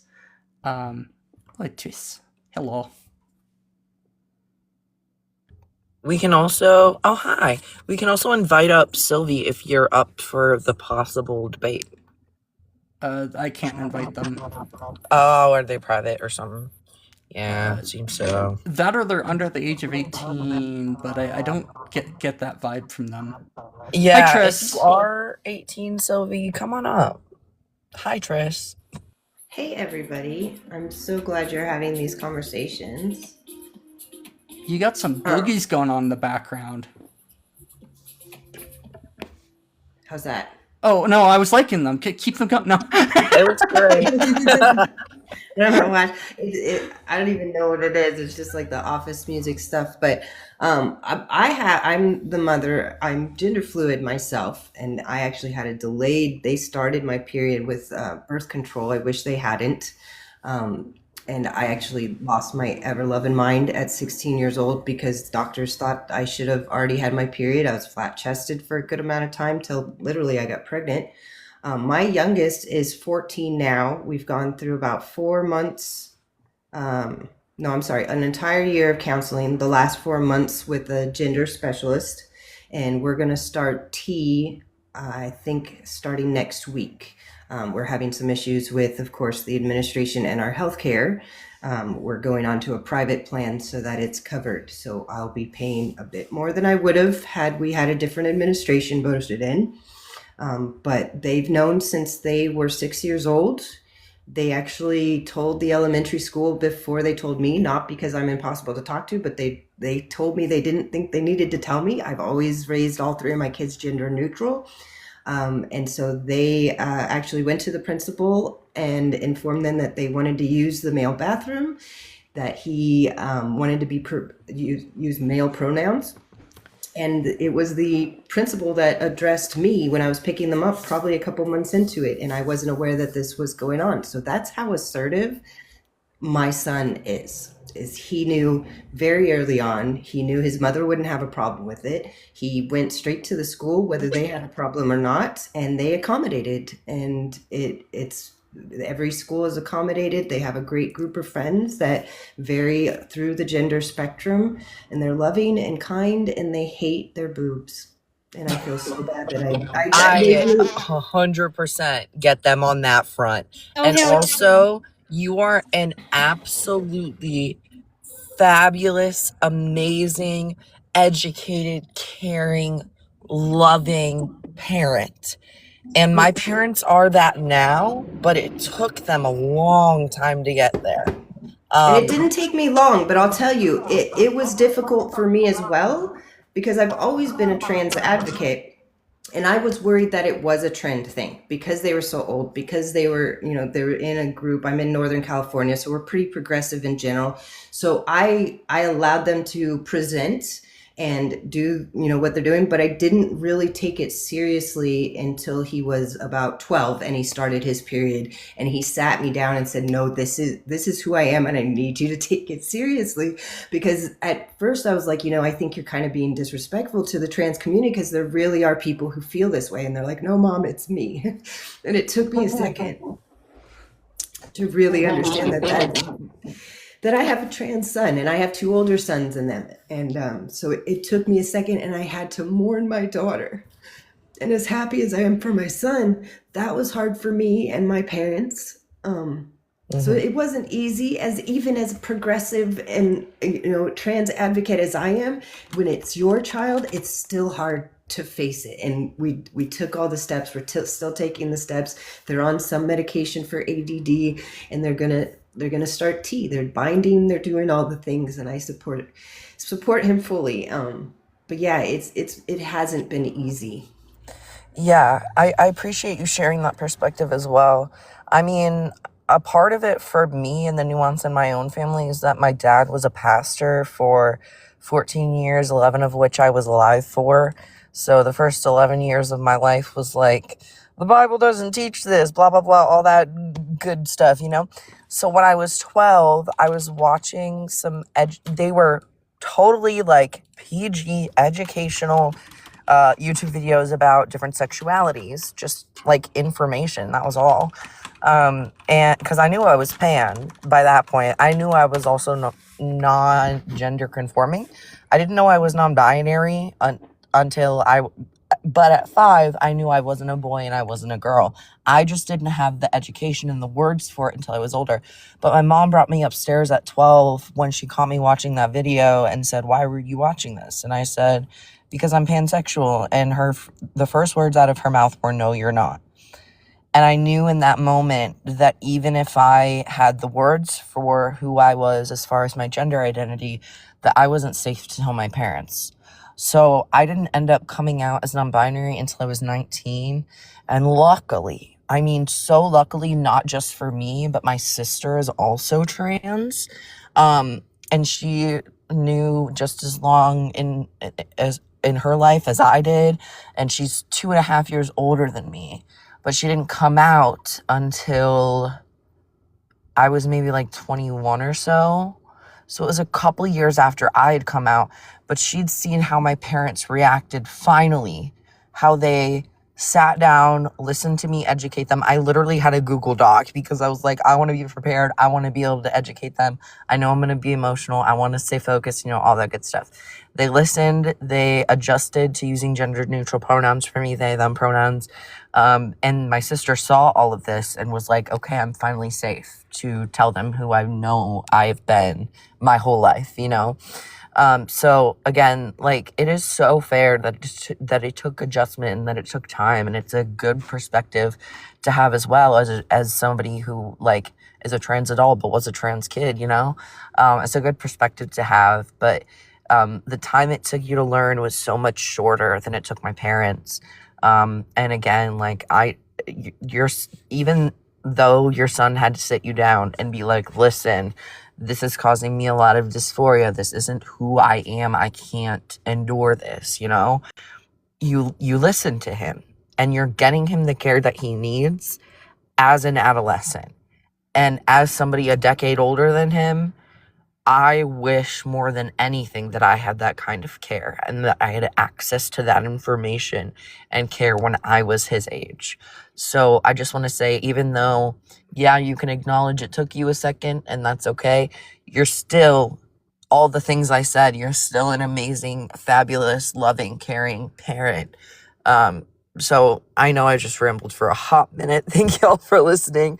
But I adore you and your parenting. I really do. Thank you. It's been a really long road. Yeah, I And can't say that.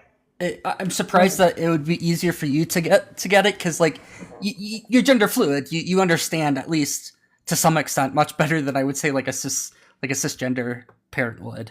Like I think Right. that, especially if they hadn't been, you know, if they hadn't looked into, you know, what being trans is, or didn't have like trans friends or something like that. Like I have a feeling that that's almost good for your kids, that you had a head start on knowing all this information and having like a lived experience with it.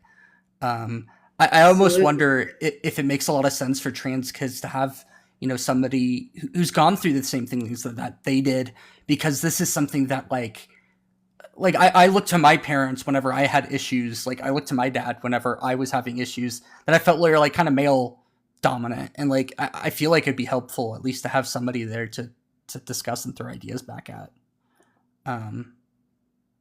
Right, I totally agree, and that's why I'm excited that, well, unfortunately, and last November we had some very devastating news, and I knew what that meant for my child. And I'm kind of in a red county in Northern California, so it was very loud that night, shotguns, big trucks. So I actually sent my 14-year-old to my dad's in outside of San Francisco, because it's a much more progressive area, and they have so many friends that are just across the whole spectrum, and so many people to talk to that they didn't have here. And it has changed just the way they are on the phone, the way they are in person.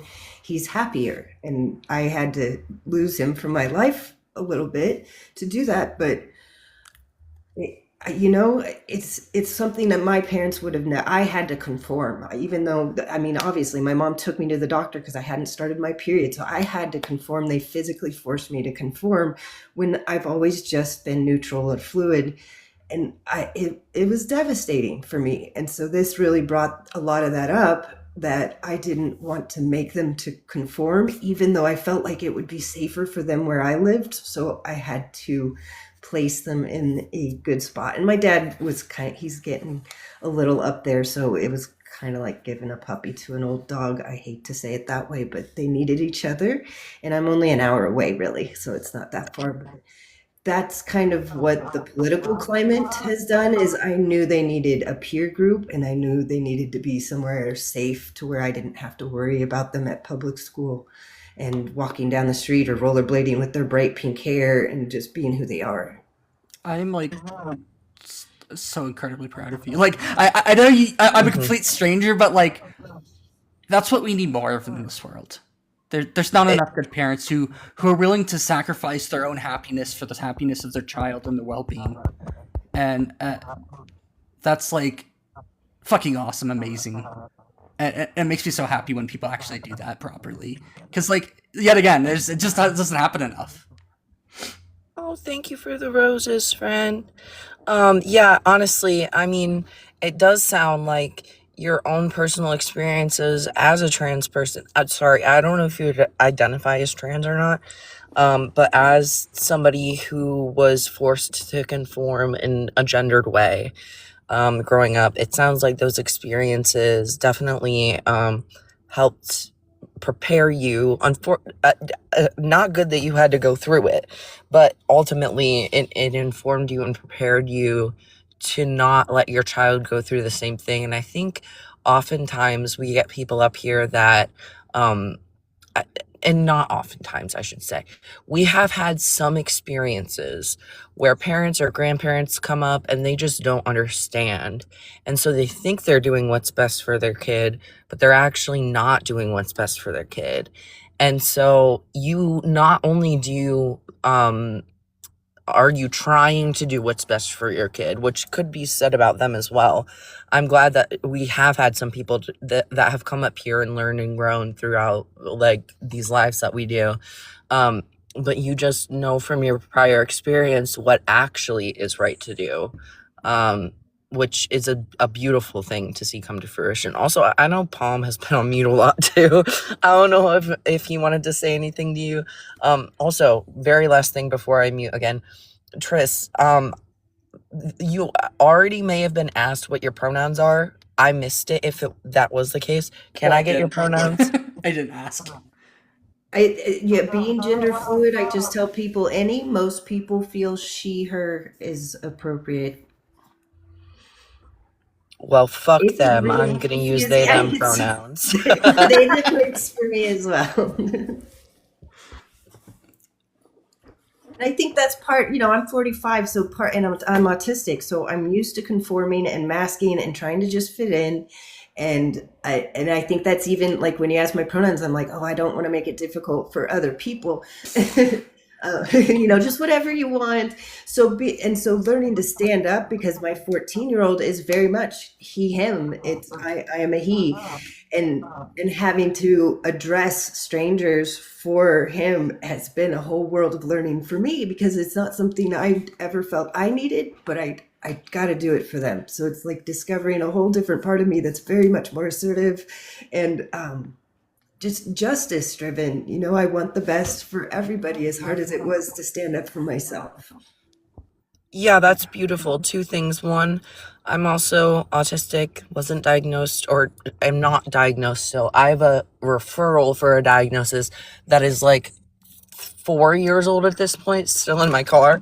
But yeah, as an adult who's autistic, for me it's different because I use they, them pronouns, because I'm non-binary, because that's what, like, the whole reason I came out initially at 19 was because she, her, or he, him, just the expectation of fitting into a box for one person or another wasn't something I was comfortable with, because I just didn't fit in said boxes. So that's when I was like, okay, it's just too uncomfortable to have she, her, he, him pronouns used for me. Just as recently as, God, I think it was October, I was talking to my sister on the phone, my also trans sister, just as a reminder. And she was mentioning, I believe it was a birthday phone call from one of my grandmas. And this particular grandma does not, it's like very Christian, also used to be a pastor for like a large majority of her life, first like, I don't know, 55, 60 years. Like, she was a pastor for a long time. And she won't use anything except for gender neutral pronouns, even for my sister. And while for me, that is absolutely affirming, for my sister, that is absolutely dysphoric and really awful for her. And I didn't even realize until I was on that phone call last October with my sister, and she was explaining what happened to me. I didn't even realize like how much, I guess, the she, her specifically pronouns were important to her. Almost, I mean, yeah, as important to me as they, them pronouns are. I want to be out of that box, but my sister wants to be in that box, just as much as I want to be out of it. So I also get that adjustment, because even as a 24-year-old trans person myself, I still didn't realize how much that hurt my sister until she was telling me about it on the phone last October. So it is an adjustment. It really is. Like, using she, her pronouns for her was less of an adjustment, I guess, for me. I mean, obviously it still was. It still took a while. But when it comes to like realizing the weight of what that is to them, I think what that is to her, I think sometimes, or when I say them, I mean like your son and my sister. I'm referring to the both of them in like plural.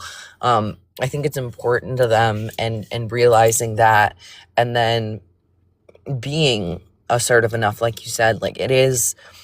I'm also a people pleaser in the sense that like I didn't know I was autistic growing up, so I had to make people think I was allistic to be treated normally-ish. And that I was also trans growing up, but I had to conform to the gender that aligned with my sex at birth, just so that I wouldn't be judged and bullied in certain ways. You know, as somebody who also had to conform growing up in certain ways. It's a shift. It sure is. It's probably easier when you're younger, in my scenario, than it is when you're older. Not saying that you're old by any stretch, Tris, but just older than I am.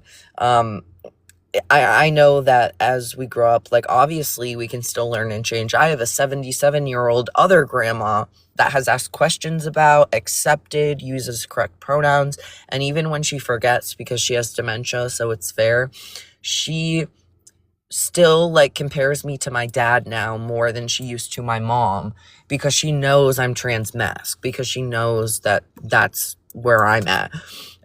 She uses my sister's and I's correct names and our pronouns as much as she can, you know, and she just loves us and wants to know like what's going on in our lives, even if it has to do with us being trans, but she never judges us for that. She just accepts it. So again, different grandmas in this scenario, but you can still learn as you get older, but I feel like making that shift, even for me as I've gotten older, like it was easier when I was younger, I feel like, and now it's more difficult, but it's so worth it to them, you know, like, sorry, now I'm gonna get emotional a little bit. It's so worth it to them. It's so worth it to be able to affirm them to the fullest, to know the weight of that, and to break out of our people-pleasing, conforming habits in order to advocate for and protect them. And that's so valuable. It's not easy, and you're doing it anyway. Very valid. And I feel like I came through my 20s and 30s as like a super feminist, you know, anti-patriarchy, and it was difficult to not think that, hey, everybody should be a they them, we should drop all genders, just it's all patriarchy, and realizing my 14-year-old needed to teach me something that I couldn't feel in myself. I feel gender neutral. Of course, it seems like everybody should be able to fall into this place, but my 14-year-old had to teach me, no, this is definitely how I feel, Mom. And it was still adjustment. As much as I thought I'm progressive, I'm, you know, a massive feminist, I still had blockages to even those who did actually feel a certain gender. And that was difficult until someone I made came up to me and was like, no, Mom, there really is a binary and there is the neutral. And I fall into that binary on the opposite. I was born, and you're okay with it for everybody else. I need you to be okay with it for me. And yeah, it's been an exciting adventure watching them blossom, watching him blossom.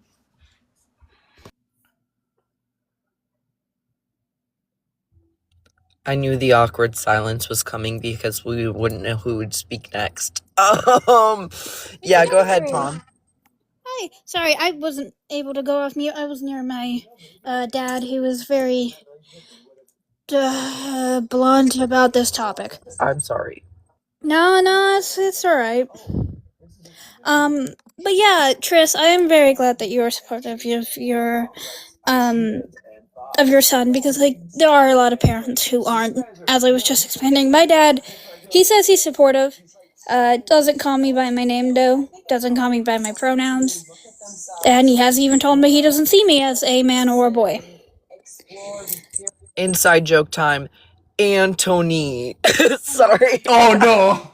I'm done now. Why? Why did you do this? Because I couldn't resist. Why are you like this?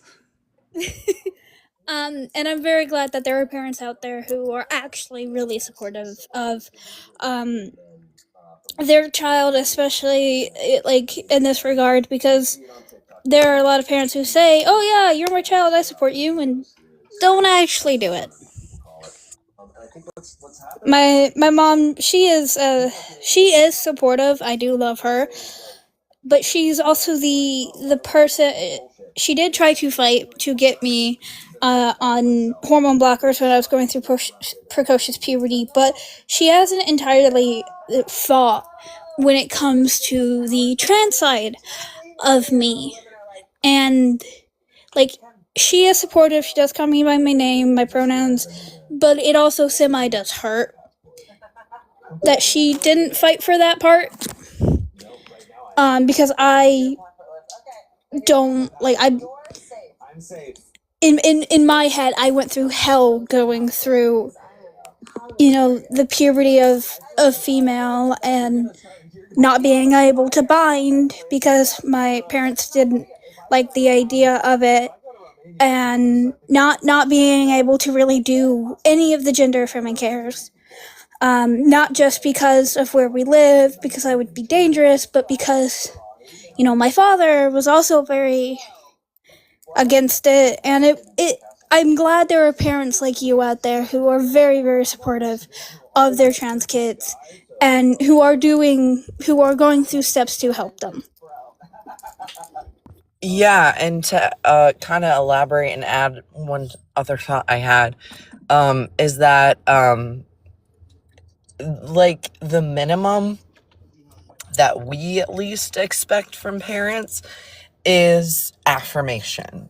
The fact that you have a awareness of the political state in the community you live in versus where your family lives in, and what would be safest for your son is above that bar. It's beyond that bar. It is absolutely like when you say progressive, I see that in the ways that you take care of your son. So when we say and we acknowledge that you're doing what's best for him, even if that means sending him to a different location for a while, that is above and beyond. That is just such good care of your kid, for sure. Well, we are at that age as well, to where it was really easy for them to not want to be around me. That's unfortunate. Right? Not me having been that kid. No, I get that though. I remember my dad offering for me to come move in with him when I was living with my mom at 14, and I had all these friends and I was on the swim team, so I didn't want to go. But oh my goodness, that would have been a relief between me and my mom. So we do have a bit closer relationship, ironically enough. And and it's maybe part being autistic and having like a disconnect with my own parents. We didn't really bond very well, so me bonding with my kids was almost like not obligatory. It was like functional. Like I needed them to bond with me because we needed to get through the toddler years. Trust me. Right. It would just made sense that we developed this closeness, but I've always pushed their independence. Like I always knew that their time with me would be the shortest period of their life, and the rest of it would depend on their self-confidence and their independence. So as hard as it is when I sit and get quiet, I'm like, shoot, I really miss them. I also know that they're experiencing the best possibility with the support, and they don't have to feel like they've hurt me by running away or anything like that, but they're able to get that space and independence and be supported. And my dad lives kind of in a rootsy area, so they're not hurting for anything, that's for sure. And so that made it kind of a simple it's scary where I'm at. Like literally I'm 2 hours out of San Francisco and it feels like Kentucky. It's pretty crazy. And gotten a little bit more. I mean, we haven't had any school incidents. We had a couple of shutdowns, but nothing like it's serious. But if it were to happen in California, I wouldn't doubt it happened in my county, and I didn't want it happening anywhere near my kids. So my middle son is still with me and he's homeschooling. So it's the things we have to do with the regime we're working with has been very interesting. A regime? No, wait, they only Fascism's just difficult. abducted a president from another country. No, they're not a regime. Totally not fascism at its finest.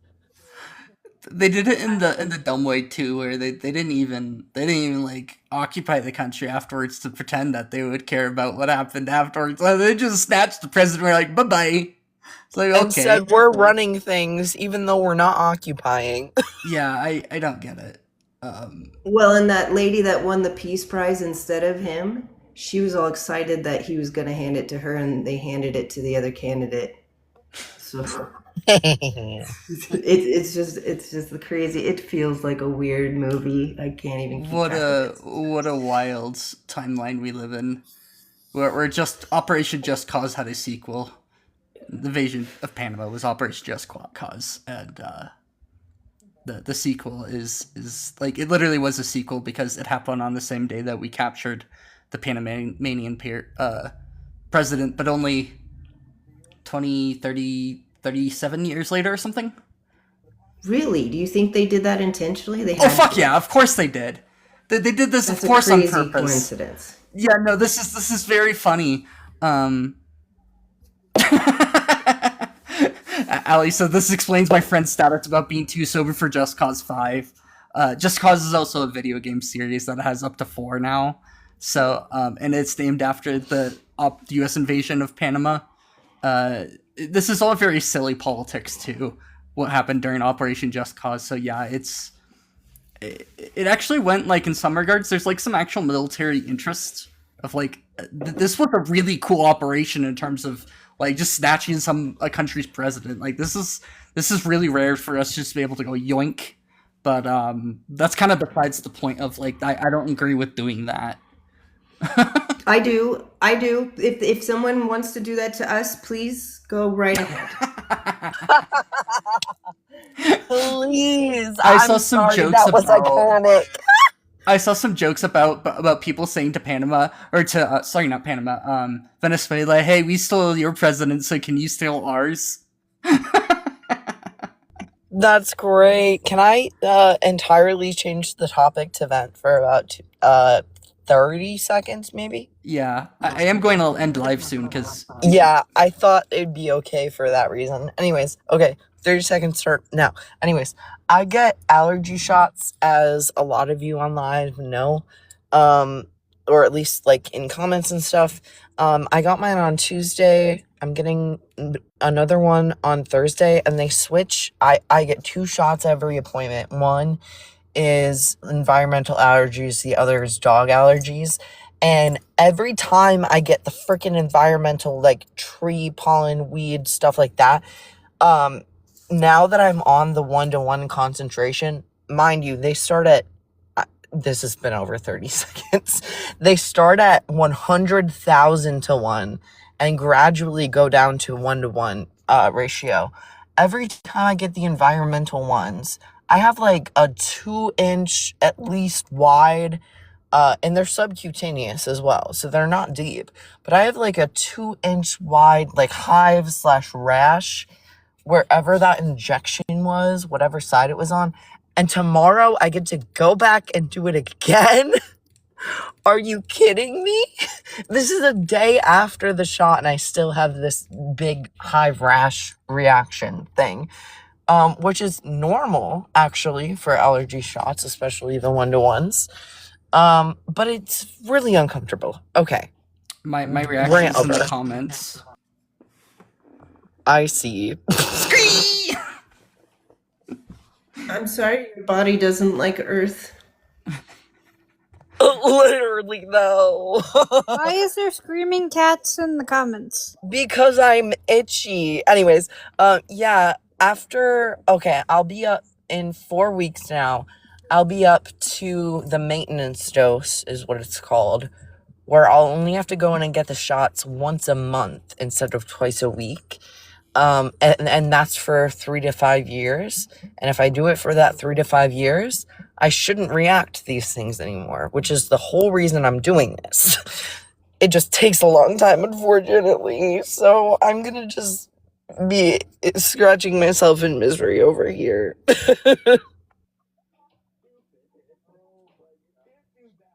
All right, and on that bombshell, I think it's time to end. Thanks everybody for coming. Thanks for coming up, Tris. Thanks for being here, Bomb. Thanks for being in the comments, folks. I saw Corrupt down there. Good to see ya.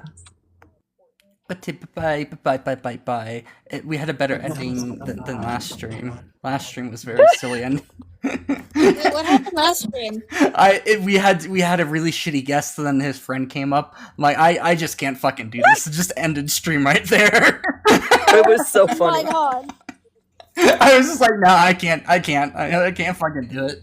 And then I sat on the page for like 30 seconds on Twitch trying to figure out how to raid, and then I did raid. I went over to Pink and Blue Shark because they were live. I can send you the clip if you want it, Bomb. Yes, please. Alright, no problem. Okay, bye-bye. Bye bye. Good night, everybody. Boy.